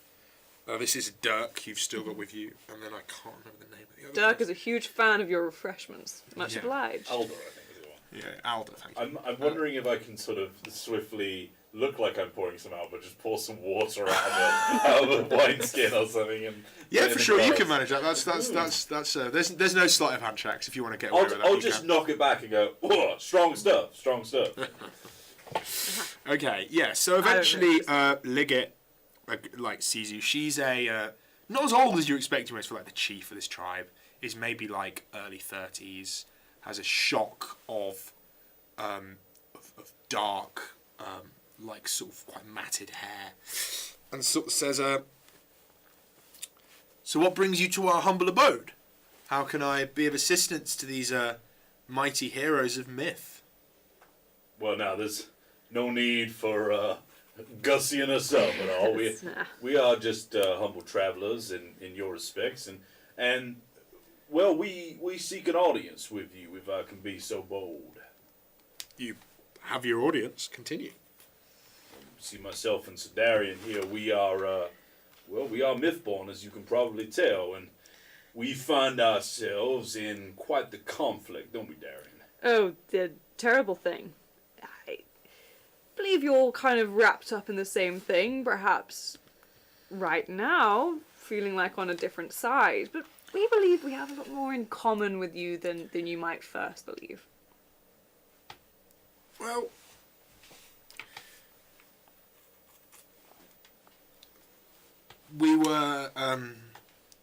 we dwelled in these parts when it was still part of myth. We'll be living here when your whole situation is over. Your doom ain't got nothing to do with us, as far as I'm concerned. We live here by ourselves. We make our own food, drink our own water. We have our own way of life, as you can tell, you know. And it's I ain't got no quarrel with you, but if I were to, you know, reconsider my allegiances and work with yourselves rather than with the Horde and the big man up at Visage, you can tell she doesn't like calling him a saint. Unless the borders shift dramatically and you folks somehow have the ability to stay with and align, protect a territory a day's ride from your forts, I ain't sure you can offer me much in the way of safety. Well, especially when,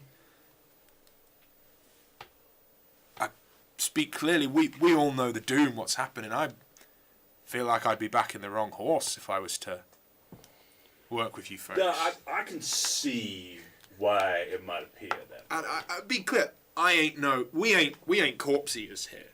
We do our own thing. Exactly that. We're different, but And I think ain't there no is... reason for me to change my allegiances. Look, let me lay it out nice and plain for you. We are, well, at least I would hope that people would describe us this way as well. We're good people. You know, course. Like yourselves. we don't particularly see much honor, much morality, many ethics in the consuming of another man's corpse. You see, and well, that is perhaps at the root of it, the main conflict that we are having with these people. I'm sure you have found yourselves in a similar situation. Now, I don't know what the practices are out here. I don't know how you prepare your dead for the other side, but I assume you would not want them to be eaten. No, we don't eat our people. The You agreement may I have with the saint, our dead are kept where they are. We leave them in the swamp. We let them. They've joined with nature again. It's the way that makes sense.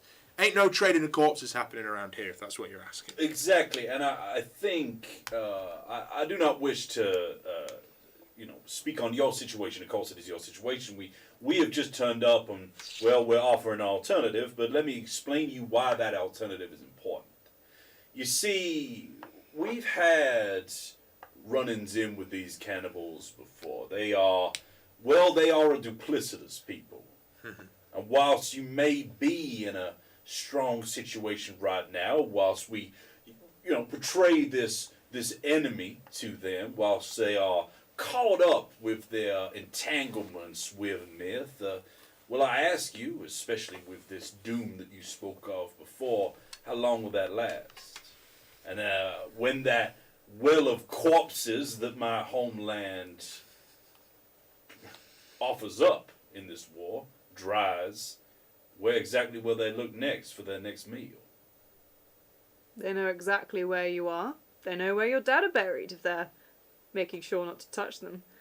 Seems to me like you're the thing on the table for them next. These people, they are a ravenous beast.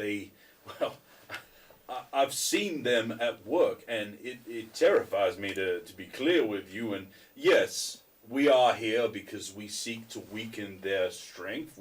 We seek to try and convince you to not fight on their side so that we can prevail. But the problem is that we present to you, if we do not prevail, if this false saint manages to overcome our strength and becomes the strength and the strong force in these lands, then, well, do you not see yourselves as a community at risk?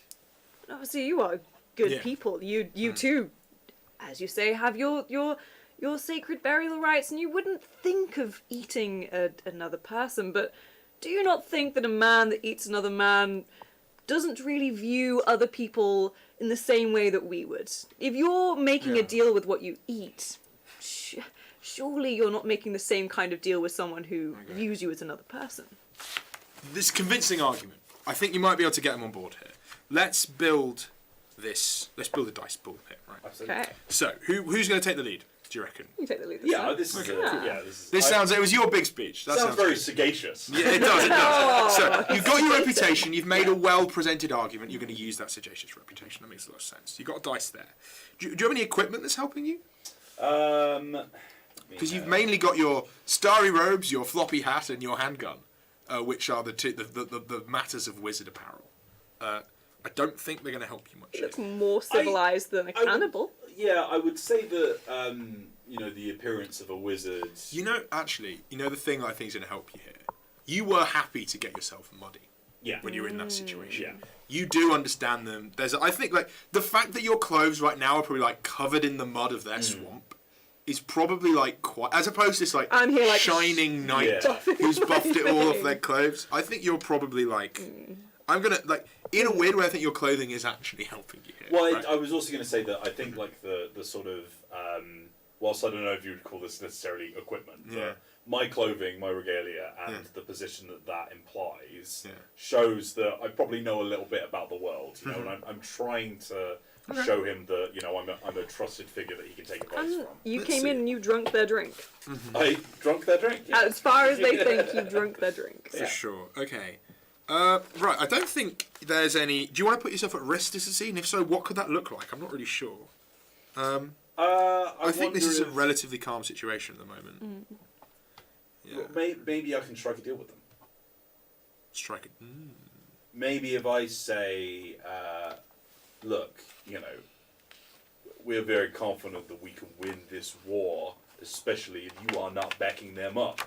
And I'm willing to stake something material on that. Okay. Is there something that you require that we can provide? And okay. You'll owe them a favour. Yeah. That's fine. I'll throw you a dice for that. That makes sense. Okay. You haven't got a reputation that's going to hinder you. You haven't got a...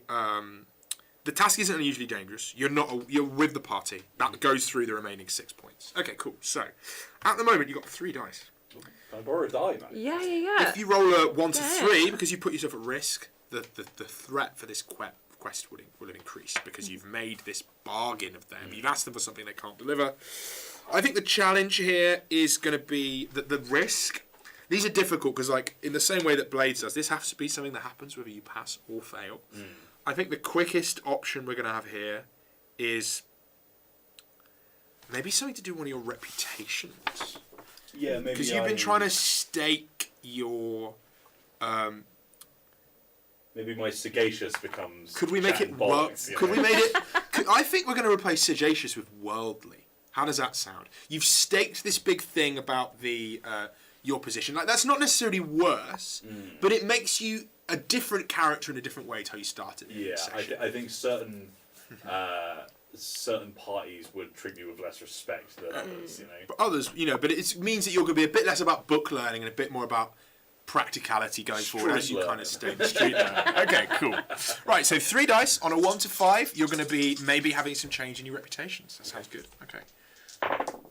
Right, that is a 5. So we've now replaced. So the Moonlark is now worldly, perceptive, and free will. But you've managed to convince the Bogwalkers. We'll stay out the way.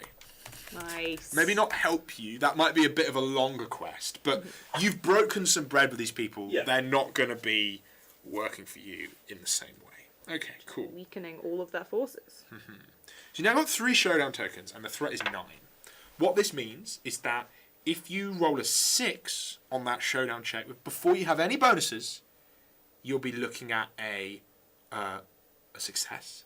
And if you roll more than a 4, you'll be having that partial success. You're in a strong position for this challenge, right? And I think that means you should head to Creek and try and knock the thing over. Yeah, let's do it. Let's do it. I feel good. Right, that's my. This is my. I'm being a bit heavier with the pacing than I normally would be because Yeah. we're on a live We stream. want to try it all out, you know? We're just Cool. So getting we've done some flavor. challenges. We've now built the situation. Okay, cool. So, we now enter the challenge. So, Okay. the showdown rather. Sorry. So at the end of the quest, you face your foe with weapons or words.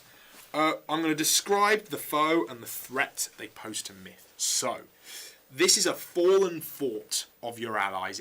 That used to be yours. It's now fallen following the death of this knight, Sir Catherine. You have the banners of your enemies fly above this. For a while, there's been this fortress of myth. There are dead within that are now being feasted upon by your enemies. There are probably 50, 100. You're not sure exactly. Actually, no. You speak to Ogvad. He sends a bird to you that whispers in your ear on your shoulder that there are about 60 or 70 troops within this place, which is less than you expected. You thought they'd be holding over 100.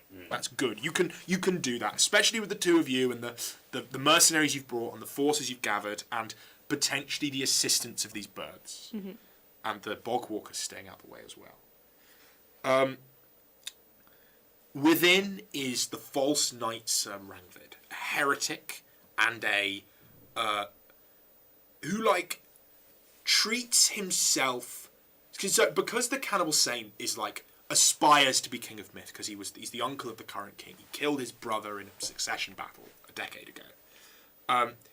He has assembled his own knightly order in mockery of the Errant Order that you're a member of. There's a couple of different knights who roam around doing different things. But the Sir Rangvid is his ambassador, his courtier, who goes and treats with other people, does what you just did and convinces the Bogwalkers to go fight with him, and then negotiates with the wake of the vultures and various other factions. You know him. His reputation is he's smiling, toothless, and insincere. Right? He also possesses magic in some fashion. He can do some of the things that the saint can do in terms of terrifying sorceries. And he welds a handgun, Gristle, that is, instead of eating things, he loads them into his handgun and then fires shards of shards of bone at people as bullets, which he sort of wickers and carves in his own time. He's a hated enemy of the state. Sick. And you need to put a bullet in him. Yes. or chop his head off or do something if you want to claim this form at the same time. So, which one of you is going to step forth and be the person who's like taking the focus of this challenge, do you reckon? So here's my pitch. Maddie. Yeah. If you lead the forces, Okay. I'll duel the maggot knight. Yeah, no, I think Perfect. that's fair. Okay, so I think that the forces is like a quite big component. So, which one of these things do you think is the more important? Fighting this false knight or killing the army? Because, like, is it that the knight will fall over if we kill all of his forces, or once you slay their leader, these cowards will just run? Which one of those do you think is the option? I think the knight we've got to get rid of, because Yeah. like they were bigging him up, and when we were chatting to people earlier, they were saying he is like the big thing that a lot of them are like kind of following around. For sure. Okay, so this is your showdown. Okay, right. So Yeah. here's the situation we're in at the moment. You guys are looking for a 9 is your full success, and you've got a partial window of 3 because you've got these 3 showdown tokens. So if you roll a 6 to an 8 on the d6, and you'll get your partial success, you'll pass, but the cost will happen. On a 9, you're going to sail through it, and there won't be any cost at all. But obviously, you're only rolling 1 dice. You need to offer something to us, and now we need to say, what is the most interesting thing that could happen during this confrontation that will give us some kind of bonuses? Right, so Your horse finally dies. I was going to say, I think one thing, I think I'm going to load this gun with a lot of soul energy. Okay. And if Goodbye, things glimmer go bad, and I think glisten. my horse dies. Okay, cool. Right, so... But at the same And that will time, leave you out of ammunition. It on will, the comet, yeah, right? You'll yeah. need to make a new gun, possibly, or use or gristle. Bond it with another. Bond it with another horse, Oh. maybe. God knows. Look at Chestnut. Yeah. Okay. I will also posit. I don't know if it can be multiple of these. Yeah, you can do multiple things. I'm already kind of working with the forces of life and death. Yeah, in for my sure. Magics. Yeah. I wonder if his sort of necrotic kind of inclinations will start to corrupt me. Okay. And that will perhaps, I will need to lean into Okay. this like foul anti-myth magic Okay, to be gotcha. able to defeat him. So at the moment, you've got 2 magic words, which you can... So the way these words work is that, like... So the world is full of these spirits, these sort of animus loci of places and things and people. The most powerful of them are gods that you would worship as, like... the cannibal saint is a saint of the Lord of Hunger, who's like the personification of desire, right? Whereas you've got these smaller words, specifically tide, which is normally about like causing sandstorms and things to move around, and starlight, which is where part of the thing that powers comet, right? So what I would propose here is that if this goes wrong, your horse will run out, and you'll replace starlight with perhaps a different word of power, like one of these words of magic. So instead of being influenced by starlight, you might be pushing in a different direction and Moonshade. Moonshade. The dark side just- of the stars. Just darkness would be an Yeah. applicable one. Okay, I'm willing to the swap those void, 2 the things. The blackness void, of the space. blackness. Yeah. The Magic. blackness. Okay, cool. That is a very different moonlark to the one I know from the playtest. Poor old Mollo is going to Hopefully be... that won't happen. Yeah, for sure. Okay, so I would say both of those things are quite interesting. I'd say that if it was like you're nearly out of bullets, you'd be at +1 for that. If it was, I have no more handgun, that is 2, +2 on this Okay. check. And I would separately say that swapping Starlight out for, like, the darkness of Void is probably another +2. So if you did both of those things at once, you'd be rolling a d6 with a +4, looking for, then you'd be rolling between a 5 and an 11. Right? So on a 4+, a 5+ rather. I'm going to take your word for this because I'm bad at It's maths. totally. What you would do normally is I've like made a tool online that kind of makes it a bit clearer how this works. And there's like a little thing we're doing with the Kickstarter, like some sliders and stuff that make these numbers a bit easier to calculate. But essentially, on a 5+, you'd be passing without any cost. That thing wouldn't happen. +4 and we On need a 9. 2 to 4, you would be, because of that showdown token, it would happen. You'd beat Rangvid, but you would lose. These costs would happen. And on a 1, it goes very... Because a 1 is always a failure. Right. And on a 1, those bad things happen, your gun cannot fire, and you've swapped out one of your words of magic, and then we will have to build another one of these showdowns because you've eaten it. You've eaten it. It's not gone well at all. But that sounds like the stakes for me. How's that sound? Yeah, quite big stakes. But Yeah, cool. good. Good start. Okay, so you're looking for a 2+ gets you your partial success, and a 5+ gets you a full success. Don't roll a 1. Don't roll a 1. Imagine if you were doing this on an actual brass bullet that you could buy on the inevitable Kickstarter right now for about too much money, 30 quid, I think, if I remember correctly. And it's just 1d6. Just 1 dice. Your skill is not questioned here. It is only how much fate and the inevitable weight of prophecy and the destruction of everything you know and love is happening here. Please roll a 1. I'd love it. 3. Okay, so for starters, why don't you tell us a bit about the opening stage of this battle and what happens when you're assaulting with all these troops you've gathered from Korth? So the way this works, we've now decided what's going to happen. We know the encounter, and it now becomes a bit of a sort of a group storytelling exercise as we narrate together what happens in this final encounter. Just for everyone at home, a 3 has been rolled. We have the partial success, and now we're going to see what this looks like. Okay, so I think Korth and some of his soldiers are going to be here. Ogvad, and about 20 birds have joined you for this battle. And you also have these 6 mercenaries with you. What does the start of this battle look like? I think we start up, just the 2 of us, and our 6 mercenaries behind us, riding up, and they're watching us come up, and they're coming in here with only a few people, and then the birds appear above in the sky behind us, and then... Betrayal! Yeah. And we suddenly look like much of a stronger force, and we come in, I think we get through the gates pretty easy. I think the shock surprise of the vultures come in and grab some people off the top who are guarding it, just kick it open with the boot. Brilliant. Cowboy fashion. You're inside now, you're fighting, there's a battle going on. Wheels. Moonlark sees Rangvid. He is this big, shambling dude. He's got, he's wearing full plate mail and has this gun on his hip. Hasn't drawn it yet. There's a spear in his hand with these green and red pennants streaming from it. There's 2 heralds behind him bearing flags. He never goes anywhere without a procession. He's obsessed with a mockery almost of the way that you knights would appear if you were on a parade. He mounts up, jumps on this maggot-infested horse he has, and it rears back, and he pulls out Gristle, leans at you, shouts a laughing challenge, and then what happens now? So Moonlark, on his horse, who is looking a little worse for wear, strides forward, almost quite theatrically, trying kind to of draw circle attention. for a moment.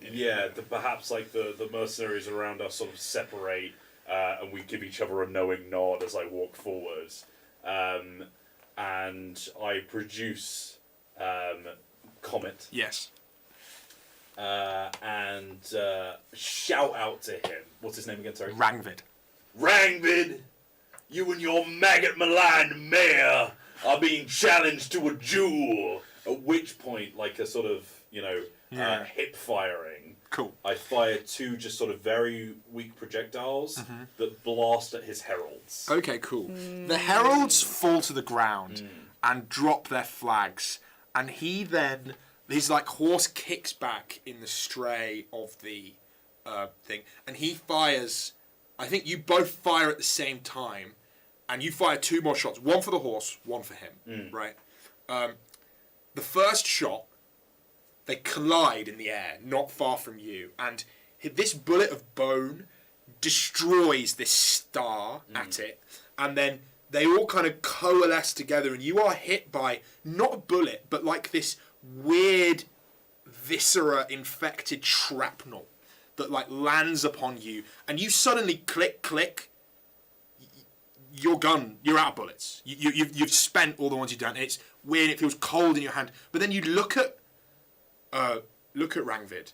The first bullet that you might fire at him, that's the one that got shot out of the sky. But the one that hit his horse nails it. Dead. Hits it in the head. It falls. It lands on him. And even though it's infested and horrible, it's heavy, and he's wearing metal, and it crushes his body, and he's like pinned beneath the horse now, and sort of screams in pain, and you hear stuff that is not appropriate on a live stream as he curses you and your family and your house and your king and your halls. And seeing him defeated on the ground, beaten down by this knight, despite the spectacle of what happened with these bullets flying from these magic handguns, the rest of the soldiers, the Cannibal Saints soldiers, they flee. They run. They head through the back gate and they run for the hills. You've captured this fort. You've defeated this great enemy of the state. But yeah, Comet ain't working anymore. I think as with that as well. So all of the bad things have happened, but we've succeeded. Right? You've succeeded. Yeah. So I think with that moment, as you're charging, do you want to describe the siege? Yeah, I think I'm just like, I'm best when I'm feeling when I'm feeling like a true knight, when I'm feeling like a sir. I'm leading the mercenaries behind me and kind of like pointing and shouting things to do, like lobbing heads off these cannibals, cloak flying in the wind, just slashing away. Yeah. Cool. Clearing a path. Heads be lopped. Yeah. I think like as that's happening, I can feel my horse like collapsing under my wing, and he's sort of like, you know, I'm being quite gentle and like petting at his mane, and he's just kind of buckling, but slowly he goes down to his knees and then is lying on the ground, and like with a whisper is kind of gone from this world. And I look at the gun and look at the creature of a man that it had to be used upon. Yeah. And I slowly walk towards him as he's still kind of like, you know, crushed but flailing under this horse and spitting foul things at me. And I just kind of like put the barrel in his mouth and click with obviously nothing happening, but try and sort of like draw his vile energy into the gun and sap him. Gotcha. Yeah, okay. So you do some magic. You use this new word, which you're now in possession of, void. Bad business, that is. And yeah, you've now switched those words out. That consequence has happened. And I think he succumbed to his wounds minutes later. Not before taunting and heckling and letting you know exactly what he thinks of your king, which is not very much. And I think that's the end of the session as you draw your banners over Creek. You've captured it again. It now you tear down the green and the red, and you put up the King's Lilac and the King's Crimson upon the whole. You've won this battle for now. You've defeated this enemy, but at what cost? At what cost? Moonlark is like greatly diminished at this point. Like, and you're now using magics which are not approved of in Myth. They are, you know, bad. We'll see. You'll head back. If we were playing another session, maybe we'd head somewhere different. You've still got to deal with the Gourmand, who's the Titan, the giant raging through the Crownlands, ransacking villages. There's also the matter of this knight who has abandoned her post for some reason you don't really know about, disappeared in the night and fled north. Coward. Yeah. Shameful retreat of Sir Halston, yeah. And you've not defeated the Saint's army. You've killed one of his lieutenants, one of his 5 knights. And look what it did to you. Look what it did to you. So that's inevitable, folks. Thank you so much, Thank you, Zach. That was amazing. Woo! Big thank you everyone for watching. Do you want to, for the last time, tell us what is Inevitable, where can people find it, and what is going on with it right now? So, Inevitable is a doomed Arthurian western that is on Kickstarter right now. You can tell these tales of knights making bad choices and wizards making bad choices and trying to save the world, knowing it's impossible, but trying anyway. That's something that I think many of us in this modern life might have something to associate with. It's on Kickstarter right now. We funded in the first day, and we're smashing through stretch goals at the moment. One of the things that we've added today as a sort of new stretch goal is a bunch of dice. We've got a couple of different versions of different price points. You've got some basic resin D6 if you just want to get something cheap and on the table, 4 of them for what you need. There are 2 gemstone dice that are in the fancy colours of the 2 moons in the setting. You can see your sort of green and orange ones there. And we also made a brass D6 that is like a bullet of roughly the same size that you would put into an 1851 Colt Army revolver. That has Very pips fun. on it, which was a very silly thing to request. We've also got lots of things happening on the Kickstarter, and obviously if you want to read about the session we just had and have a look at it, there is a free quick start that is available on the Soul Muppet web store. You can find that on the front page, and there will be a link in the description, I hope. And lots of things you can back on the Kickstarter in terms of alternate covers and whatnot. We did one of the Dooms today. There are 6 of them in the final campaign that vary of all kinds of stories from across the Western and Arthurian genres. If you play the whole campaign, I reckon it's probably about 2 years of stuff. There's a lot of material here. And the system's quick and easy to use and allows for lots of characterful improvisation and storytelling. I'm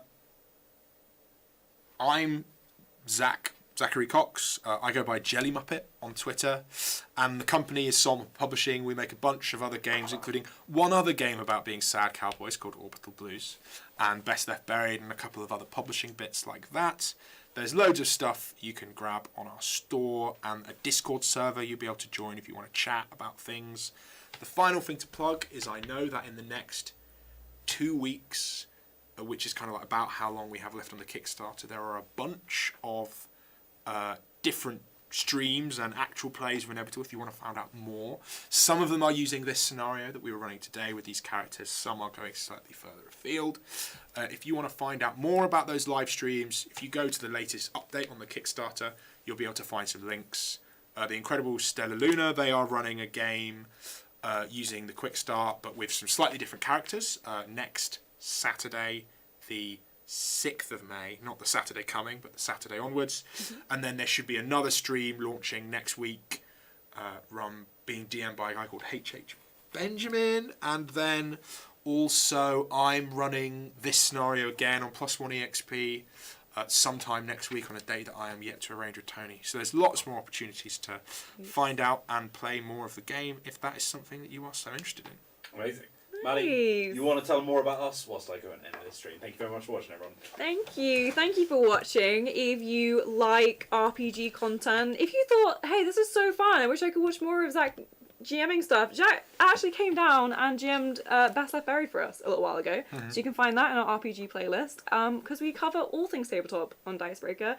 We have so many things, RPGs, board games, miniatures, card games, and sometimes even further afield in our Dice Breakout series. But if you want kind of fresh updates every single day, you can head over to dicebreaker.com, which is our website, where we have news, reviews, everything. If you want to know what's going on in the tabletop world, they will tell you. It's all happening there. You can also head to dicebreaker.com/subscribe, which is our subscription service, and there are tons of things you can get there. You get discounts on tickets to things like PAX Unplugged and Comic-Con. You can get free monthly digital things like maps or extra things for games. And if you sign up for an entire year, you get a free board game. A free board game. What is not to love from that? It's wonderful. But yeah, thank you so much, Zach, for joining us. Thank you. Pleasure to be here. Everybody for watching. I had an incredible time. It's been very, very fun. I hope you all have lovely days. Goodbye.